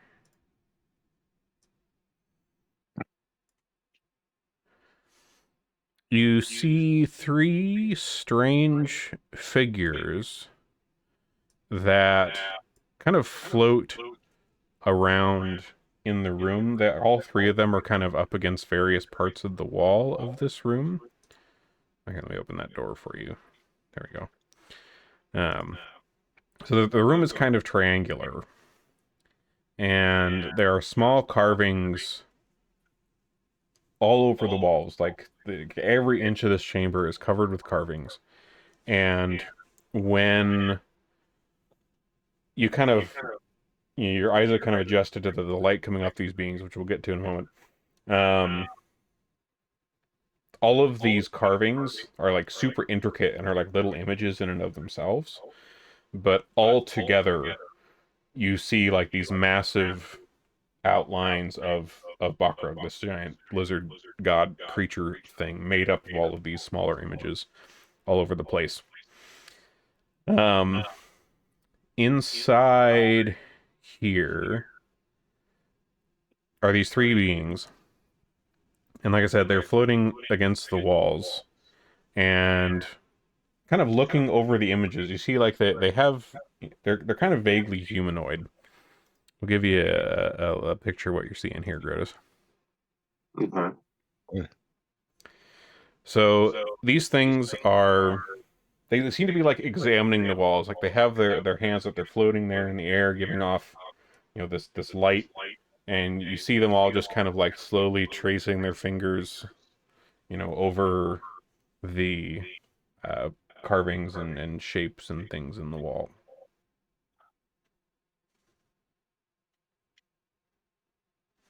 Okay. What's going on, my friends? Howdy ho there, Whisperinos. So these creatures, you kind of get their attention with the noise you're making from kicking open the door and blabbing, and they kind of turn to look at you. And, they're kind of floating there ethereally. Their hair is kind of floating around them. They got this like weird aura to them, and they're like staring at you with these empty, glowing eyes. And you see one of them kind of look at one of the other ones and say something in like it barely even like registers as a language. It's almost incomprehensible to you as something like that. Like you sense something happening, you're like, communication something, but it's like beyond your comprehension in some way. But one of them kind of looks at one of the other one, and kind of points at you a little bit, and is some sort of communication is happening that you barely understand. And you see the other one kind of move its head in a way that seems like kind of like a disregarding kind of motion.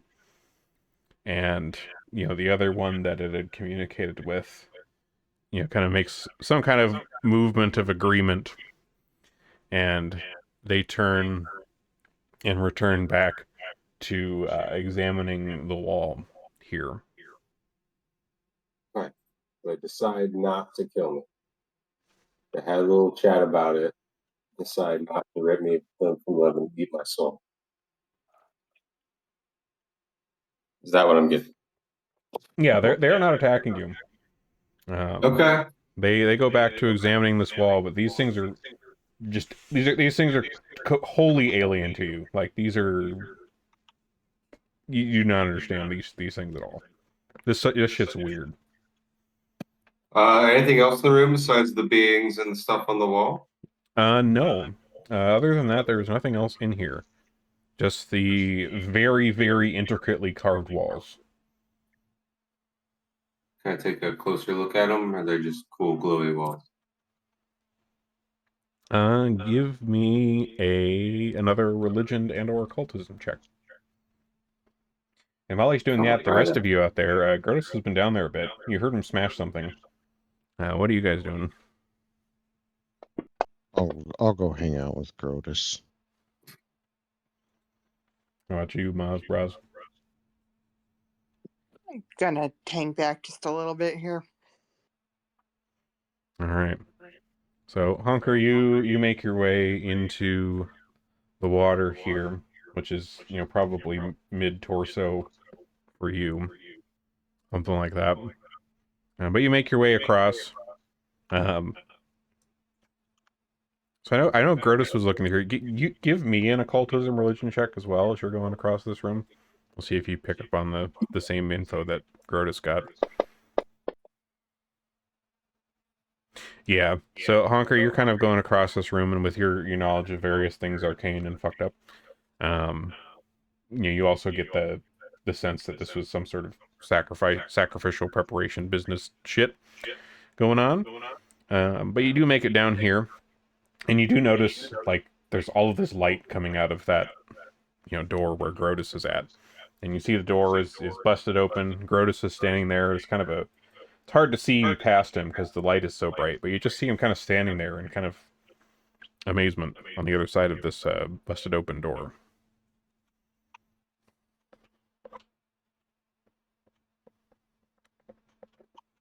You know what these mean, buddy? You know what make them glow? Oh, here. Oh, I'll take it where he's at, Hunker. Sorry. I'll get you. He is here. Okay. Yeah, so you step into the room, Hunker, and you see Grotus standing there, and you also now are seeing these shining alien beings examining the walls in here, and also these really intricate carvings. You give me an occultism religion check as you come in here. I mean, would it not be clown lore? Isn't it all clown lore? Yeah, that's what I'm saying. Life is clown lore. So you look over at all of these carvings and things as well, but you don't quite get the meaning of it all. But you do, take note that it is, quite intricate. There's all these little tiny designs, and they're all making up this big design of Bakrug. But you aren't quite gleaning a deeper meaning as to why this is here, or whatever these things are, or why they might be interested. But again, they kind of look. They kind of turn their heads a little bit as you come into the room here, Honkarm. And let's see here.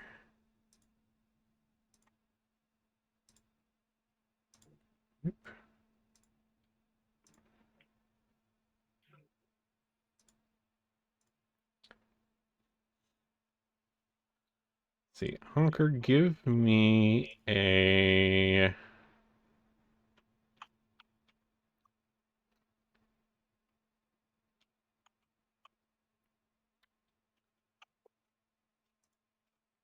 You know what? Give me a clown lore check. Sure.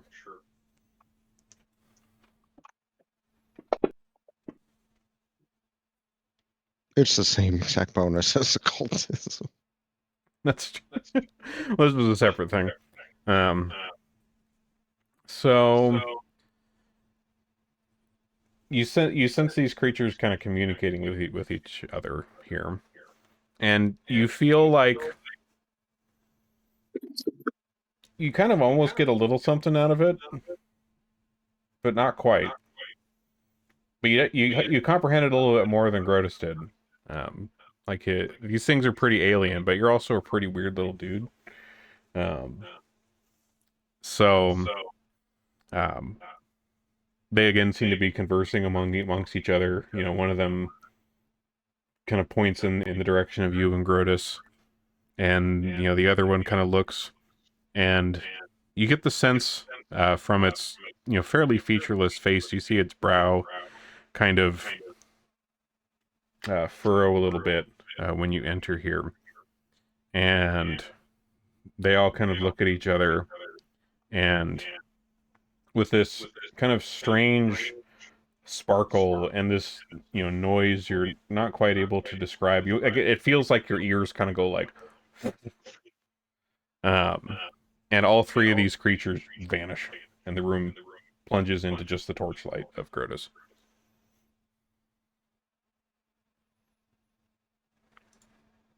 Did you fart? That might be what spooked it, yeah. You guys okay in there? Yeah, we good. Just had a close encounter. Of the fart kind. Yeah. Aliens who read or some shit. Do you, Browse, do you go down and take a look at that room at all? It's safe now. Because you farted? Yeah, clear out all the bad stuff. All right, hell, why not? Muzzle follower. Okay. So you all come down here and into this weird little room. Grotus, you got your torch, sling it up. Maz and Braz, give me occultism and/or religion. Suck at both.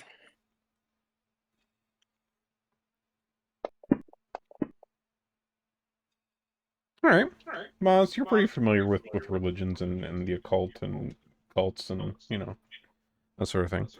Yeah. So you take a look at all these carvings here, and with the sacrificial stuff outside and things like that, you're kind of examining this stuff on the walls, and you get the sense that all of these images are carved in here and making up this larger image of their old chthonic god thing.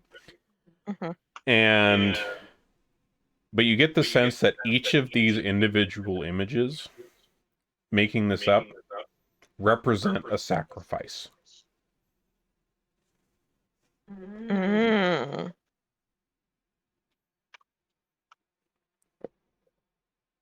I convey this to the party. I'm like, wow, that's a lot of people that got killed. So the one thing you notice with this realization is these images are making up this larger picture of Bakrug. Mm-hmm. And there is an outline of Bakrug that these are all drawn into. The outline is not fully filled. You kind of examine closely, and not every bit of the outline is filled with these quite. So it seems like this was not entirely complete. Yeah. But they didn't finish their kill quota to fill in the pizza party at the end of the book report. Yeah, they're they're Yeah. they're a couple punches short on the free drink card. Okay, so the Banyan Boys might supply the last bit of blood to really make this shit pop off. We gotta. Oh yeah. Okay, it's all clinging in together. Probably flooding this place and killing all the followers probably put some numbers up too. That's not good. That is a good point. But Okay. otherwise, Well, since yeah. the strange otherworldly beings have disappeared, there's nothing else in here. Exciting stuff.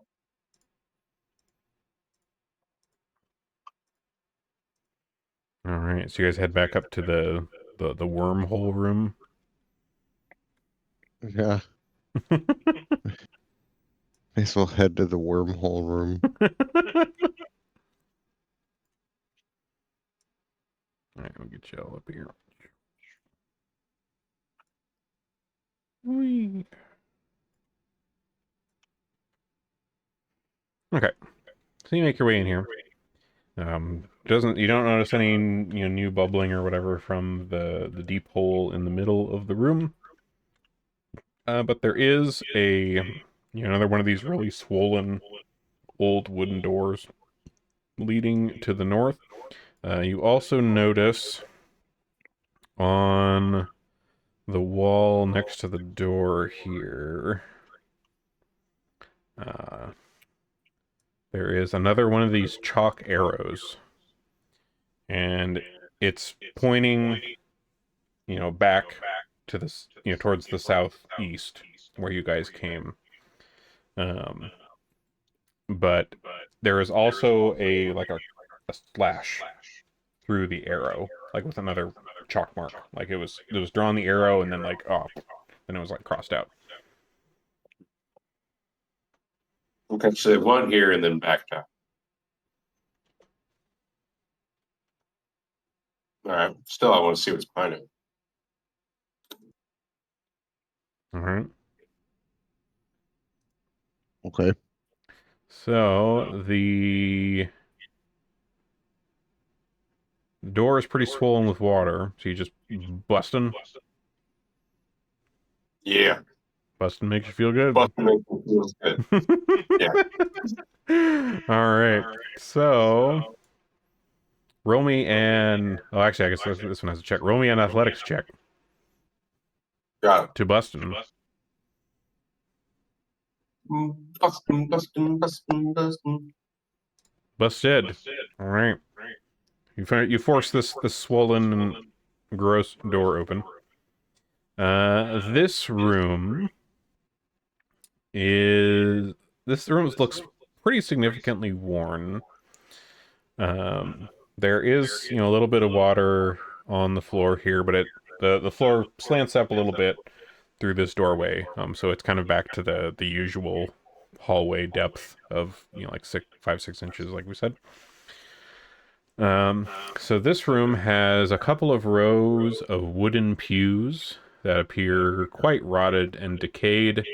Particularly, it looks like there might have been fabric on the seats at some point, and that is very rotted away and molded.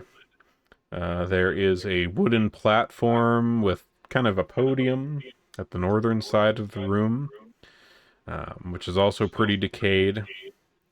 And the walls in here, once again, are quite carved with there's a lot of kind of a scale texture.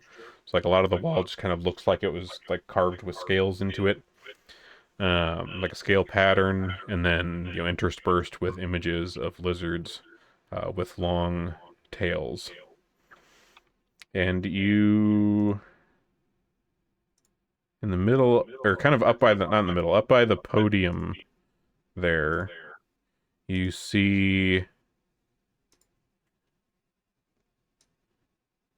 a strange creature kind of stand up. It looked like it was kind of hunched up behind the podium. And this stands up. No, the fuck? So this it has no discernible eyes, nose, mouth, or ears, and it's it's got this kind of vaguely humanoid-esque center to it, I hate this cave. but not so much else. But it has 3 legs and 3 arms, and the arms and legs are distributed evenly. So it's got like tripod legs and then tripod arms, and I hate it. I want Hulker to eat it right away. I don't think you can fart this one away, Grotus. I want to lick it. Go lick it. well, with the let's see, what time is it here? 9:30.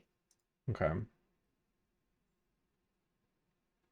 All right, I will ask. Do you guys want to fight this thing this time, or do you want to cliffhanger us with this weird fucking shit? I'll leave it up to you guys. I know we're a little later than normal. I don't want to deal with this thing at all, but I have to. Can we not fight it this time and hope that you forget by the time we come back?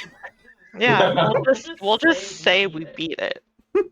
Last time we got through the cave with no incidents whatsoever. Yeah. Nobody went into a circle of runes. Oh, should we just get it over with? I am down for either, whatever you guys feel. I know it's probably a little late for you over there on the East Coast, Sam. So if we want to hold off till next time for you, that is a-okay. I don't teach for another like 6-7 weeks, so and time's all gravy for me. All right. Okay. Well, we will get it. We will go ahead and do this guy then, and we'll call it good after that. So let's roll him up. Just eat it really quickly, Honker.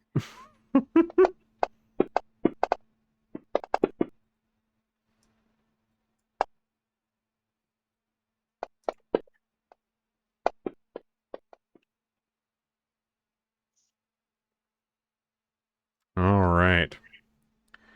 So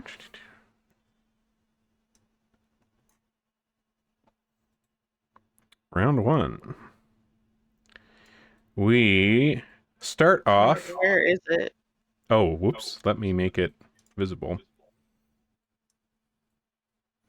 I mean, I'd prefer to not see it. Fair. Oh, that's why it's in the next room. Grotus is the only one in there. Oh, I can see it from where I'm standing. all right. So, let's see. We started off with this thing. So, Grotus. Let's see.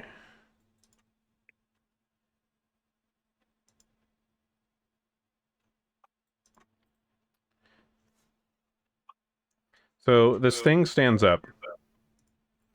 And, Grotus, you are a little shooketh. Because this is some... You've already seen some pretty weird shit just a moment ago that you didn't quite comprehend, and the things just keep getting less comprehensible. Like this shit is a little disturbing to the mind. So we're rolling you a will save here, and you critically succeed through the power of your will, which you can just make poisons and things fuck off with your sheer mind power. The power of positive thinking. The power of positive thinking. It's definitely a thing I had in a different well, not this one. I don't think I can. I just have very high fortitude. All right, so you managed to resist whatever weird business that just tried to do. But it moves across the room, and the motion of this thing with its like tripod legs is kind of disconcerting.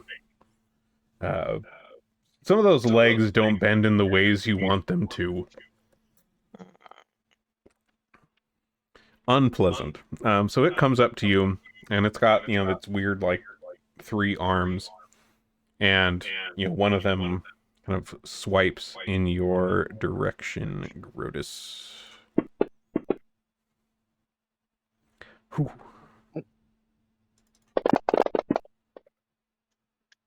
Whew.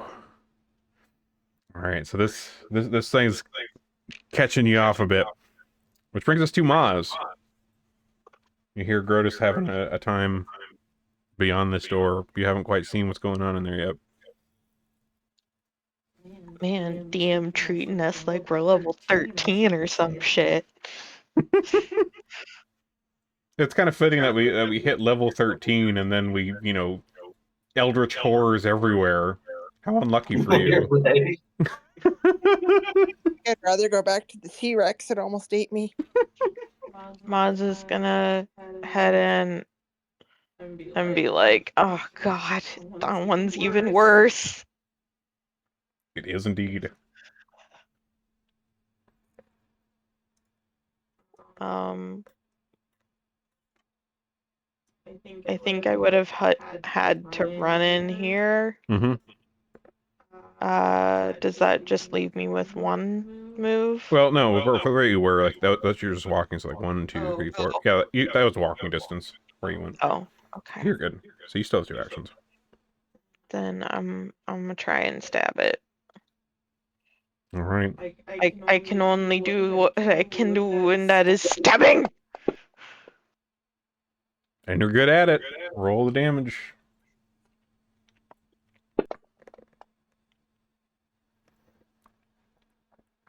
All right, you have 1 more action.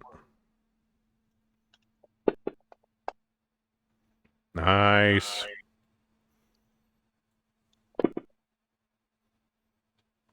Good stuff. All right. So, which brings us to Grotus. You just got a alien-ass claw to yourself. This thing, towers over you a little bit with its spindly gangliness. What you doing? I'm gonna make it think that I'm gonna turn tail and run, but really I'm just positioning myself for a donkey kick. All right, let me So is see. it It is... It rolls a 41, so no. not as dumb as it looks? All right, bam. All right. Well, the fists do still work. And you begin Damn. your assault. I will roll the stunning for you. Yes. All right. It rolls a 47 on its fortitude save. So it is not. Pretty. Well, I also got a 20 on the die. Yeah, that beats my DC business, which is 32. So final attack. Ooh, Hey. nat Nice. 20. Let's go. Love to see it. All right. Grotus would like this thing to stop existing. As would we all. Oh, yes, that trait. And Maz, you are here. You're in melee range, and you haven't done it this round, so get your opportune stabberoonie. Wow. It was not opportune enough. Its legs are pretty spindly. I you missed. was just very stunned by how ugly it is. All right, Scorch. All right. Scorch will run in and then take some bites. There's a lot of leg, a lot of arm, a lot of bones. Probably. Maybe that has bones? I don't know. Maybe they're hollow like a bird. Hey, Scorcher gets a crit. The thought of bones. Exciting. Ooh, nice. All right, Scorch chomping away. I believe that's all his actions with the movement. Yep. And Braz, you're up. Peeking around the door at the horrors that lie beyond. Yeah. Well.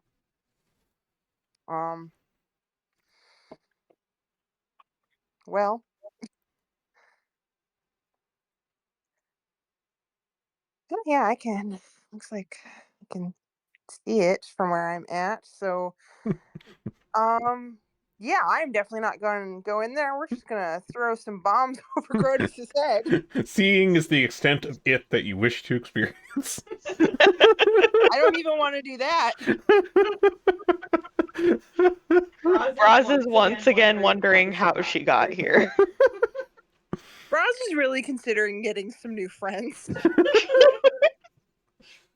Just think of all the Not gonna inspiration lie. for a Lovecraftian show we got out of this. Okay, the Alka's fire misses, but we still got the splash. Okay, so we get 2 splash. Or no. Wait. It's a critical miss, so does it still do splash? Hold on. Let me double check.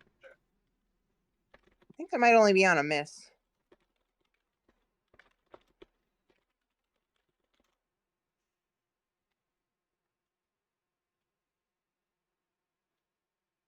Oh, yeah. Okay, critical fail is just a total whiff. So it's like against the back wall. Alright, that's my turn. All right. That's what happens when you cover your eyes and throw. It's terrifying. Fair. All right, Honker. Grotus, you hear Grotus calling for you to come eat this thing quick.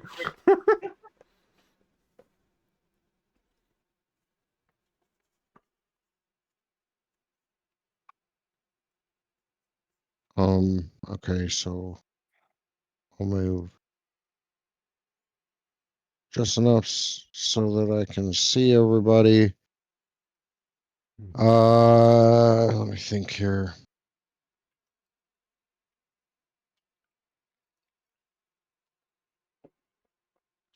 Faceless Lovecraftian horror towers over Grotus in the room beyond.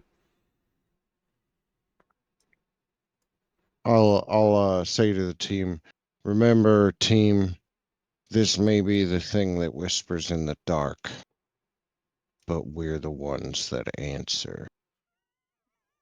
My lingering composition. Amazing. And then the Grim Reaper rode by in a Harley and gave us thumbs up. Yeah. Right? And everyone clapped. That'll be a failure, I assume. So we'll just inspire courage on everybody. Grotus, you can do a melee on him. Yeah, the level DC, by the way, for that Hunker is 31. Just so you know. Okay, perfect. All right, so Grotus is just going to spasm with his elbow into one of the snake's kneecaps. Right in the kneecap. Which kneecap? Yeah. That's true. It does have a couple of knees on each leg. The middle one. The middle one. The middle Don't have a leg coming out of there. That friend is not okay. Gotta fix that for you. All right. I'll dirty doom it. That'll be my turn. Excellent. All right. Top of the order with this thing. So, let's see here. Oop.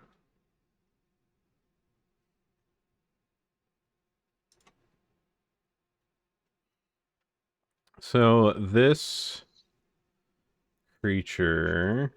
Oops. Come on, give me back its page.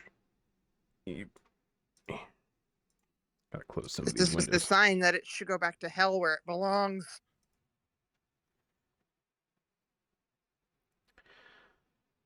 Okay, so you feel this like pulse of strange energy aura come out of this thing, and everybody Not audible at all. no.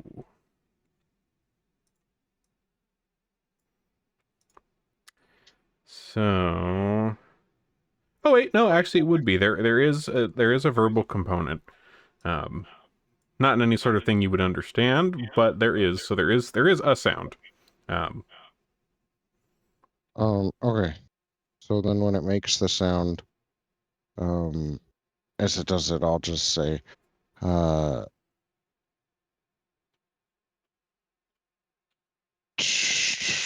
you were born broken, but I was forged into that.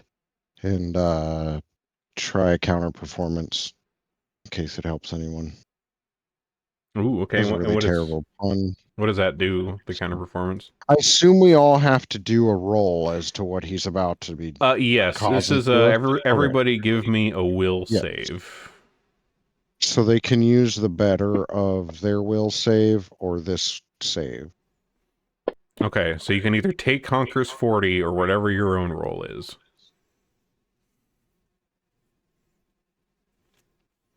I got a... And Maz, Grotus, Scorch, everybody else. There we go. I take the 40.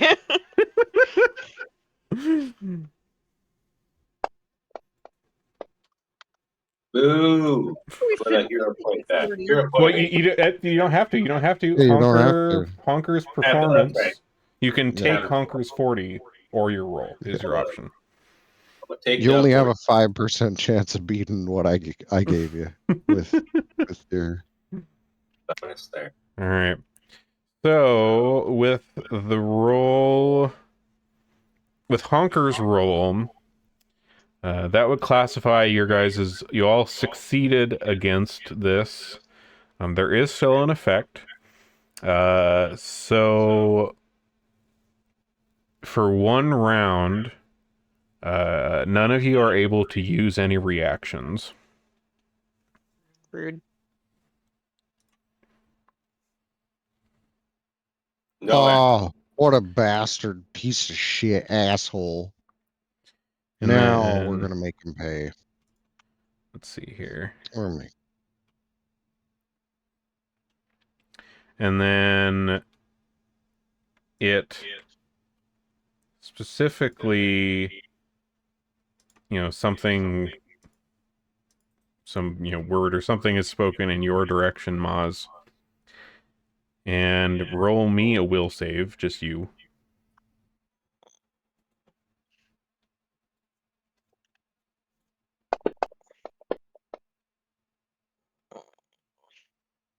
Okay, so that would be a failure. You are struck with this, like, deep fear. Like, it's just beamed into your mind from this faceless horror.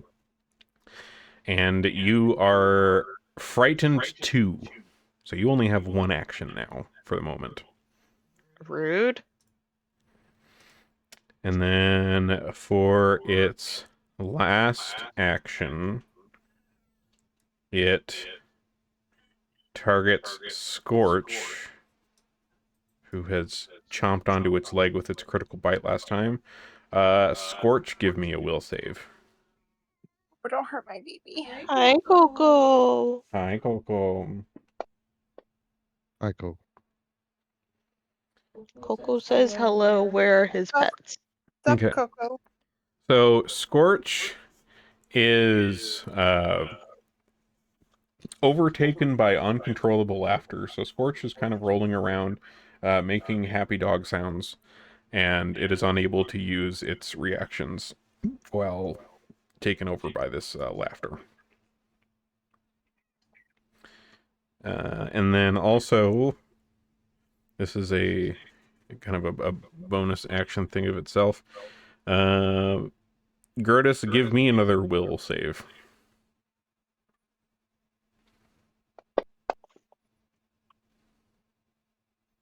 Okay. So you feel like you're full of emotions right now. You got you're excited to beat shit up emotions. You got your what the fuck am I beating up emotions. You feel like these emotions are being like drained off of you in some way. And let me make sure targeting the right person.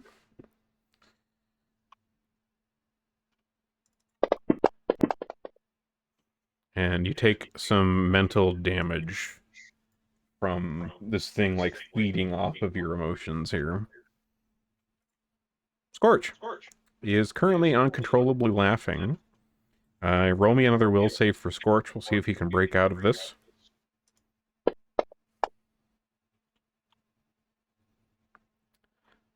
Scorch.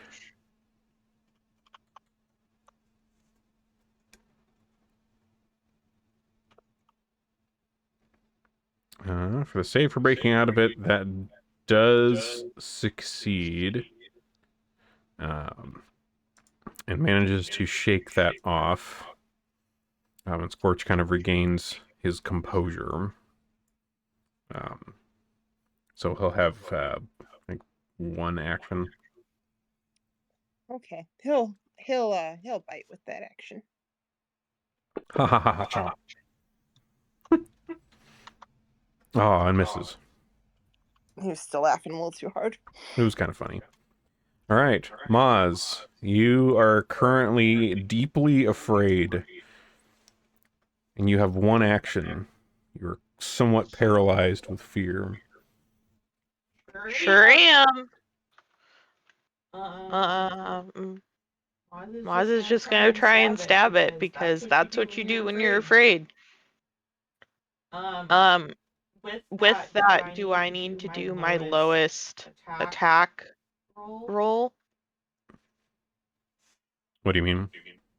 Like, you have, like, attacks 1 through 3? No, this is still your first attack. Okay. I wasn't sure if that was, like, part of the frightened. No, that just reduces the number of actions, but like whenever you attack, your first attack is always first attack, second, third, so on. Beautiful. Well, you were real spooked and you were wanting to get rid of that spooky thing. It really, like, made my adrenaline start pumping. That twitchy feet just... Yeah. Alright, and roll me a will save. We'll see if you can shake out of this.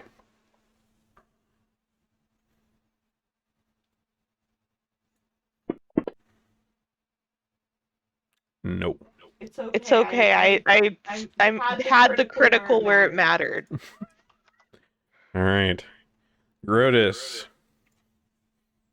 Weird mental shit's going on. I don't like it. I'm gonna pretend like I like it and deceive him. Alright, it rolls a... Get back to his first page here. Will.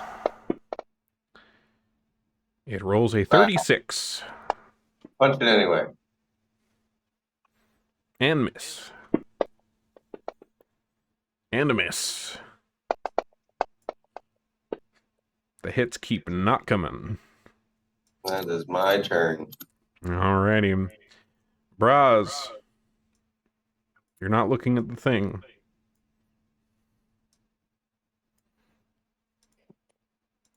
Yeah, I don't really want to, but I'm gonna move for a little bit better vantage point here.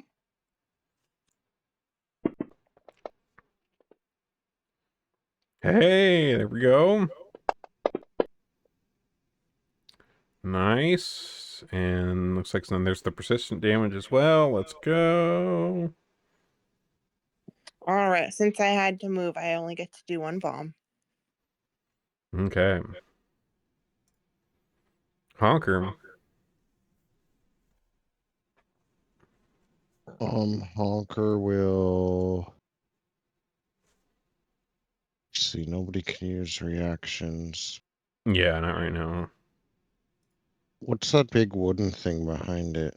That is Oh, an old podium on like a raised area, all out of wood.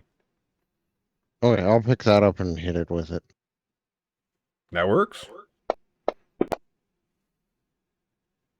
Alright, it does manage to dodge a bit with its spindliness, but it does take some damage still.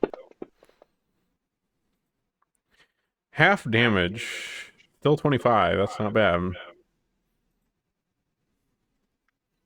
This rotted Okay, podium so kind of then I will splinters all over him.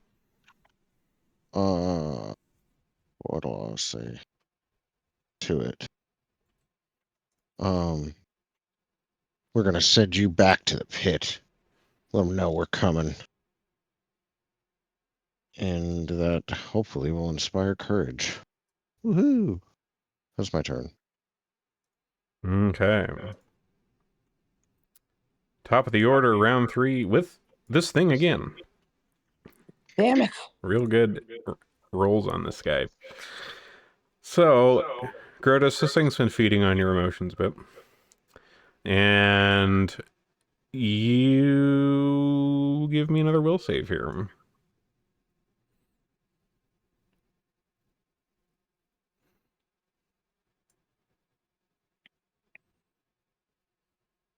Wait for me? For you. Oh, okay. It's already back. Here we go. Yeah, that's good. All right. So you're kind of feeling weird auras off this thing, and for a moment you feel like really, really overly confident, but the feeling kind of fades, and doesn't manage to take hold of you.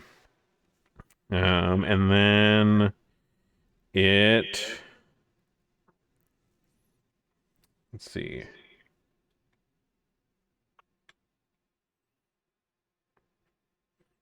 At you, Maz, since you were affected by its fright thing, give me a will save as well.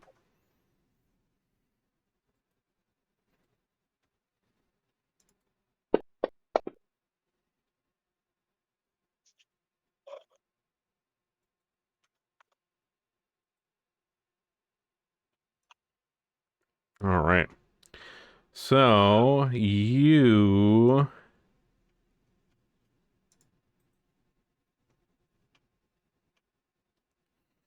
so the fear from this thing, it feels like the fear kind of deepens within you, and it makes you kind of paranoid, and you begin to feel like you're seeing, this thing, you're seeing, these other people around you that you've been traveling with, and you feel paranoid towards them, like yeah, there's this thing, but also like, these other people here, they're also trying to get you. You feel like uh, you're trapped and surrounded by all these strange things. Um, so you are taking a penalty to saving throws and other defenses. You are inflicted with blind ambition, uh, of looking out for only yourself and fear towards everything else. You're a spooky little guy right now. This little guy. Which brings us to... Oh, wait, hold on, it's got one more action. No, it doesn't. No, it doesn't. The So, DM moved on. It doesn't count. Honker, you feel like a wave of attention towards you from the various, kind of emotional related spells that you've been doing out here has kind of gotten its attention.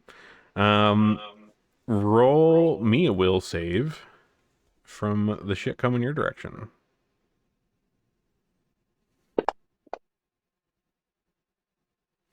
Oh, yeah. All right. So you become afflicted with captivating adoration, which is, it's kind of a familiar feeling for you.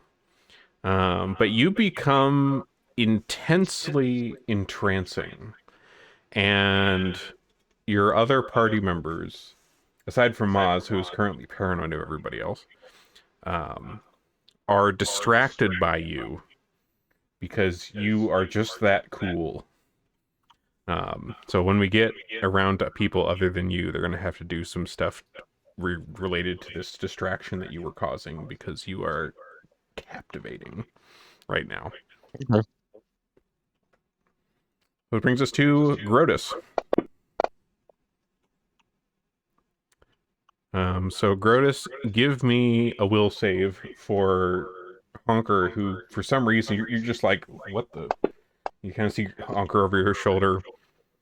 Nice. Grotus, you see Honker over your shoulder. You've seen Honker many times. It's Honker. Big whoop. You got something to punch. You are not distracted. I must punch this so that Honker can remain Honkering. There you go. I will attempt the deception again. Okay. 24, 2 hits. Probably much higher than that. 39. So, no, it is not deceived. But the hits still come. The damage. They keep on coming and they keep on coming. And then they don't stop. And then they do stop. He gets to do a fortitude save. Oh, yep, fortitude save. Let me roll that here. It rolls a 44. That's better than my 32. That is better.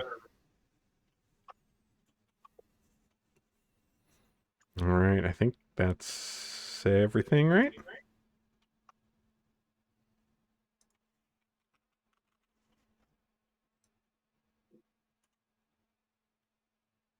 Right? That was all 3 of yours, I think. Yeah. Okay. Yeah. All right. Are we still blocked from doing reactions? Let me check, actually. Oh my goodness, Coco. He's very upset we're still doing D&D. No, that was one round. So they are in a new round, so you would be able to do your backstab. Then I'm gonna do some backstab. They're very paranoid backstabs, but you could. I mean, when you're paranoid, stabbing is more fun.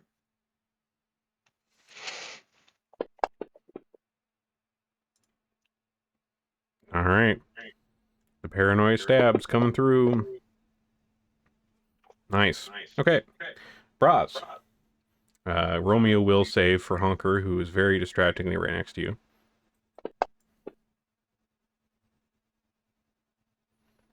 Very nice. Braz, you've also seen Honker plenty of times and his showboating, and you're not about that.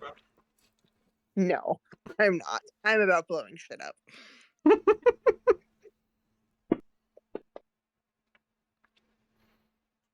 Damn, well, it is just a regular miss, so it still does do splash.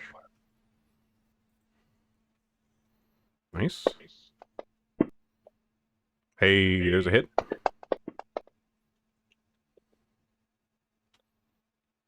All right.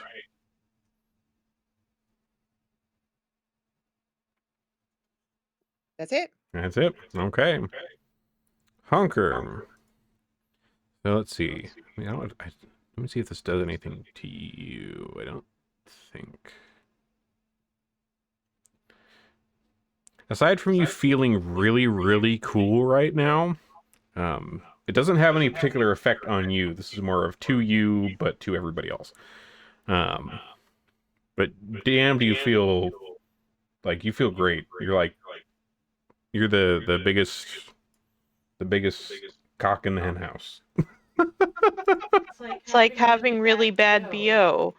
It's something about you, but it doesn't affect anyone but those around you. Yeah, it's everyone else's Okay. problem. Yeah. Okay. But otherwise, I feel really cool, so I'm gonna just step up to it and eat it. Excellent. That would be great.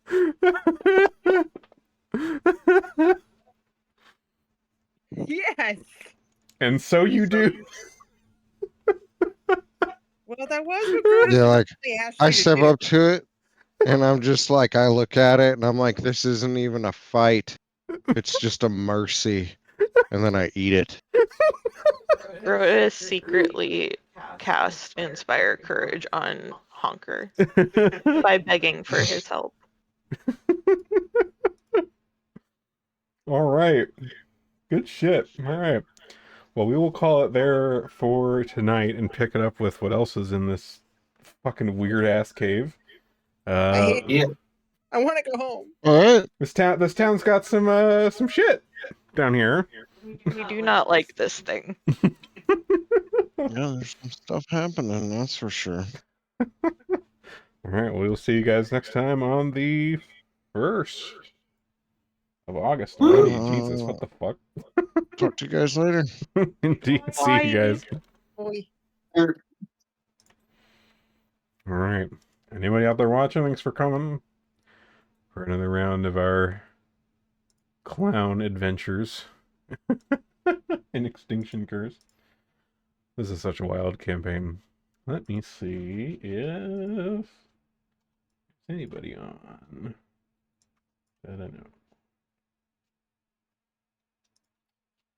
Dun, dun, dun, dun, dun, dun, dun.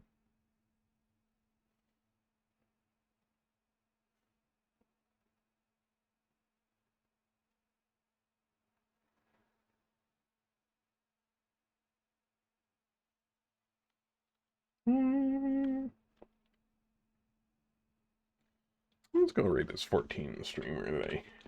Do some time. Let's see. Calzone.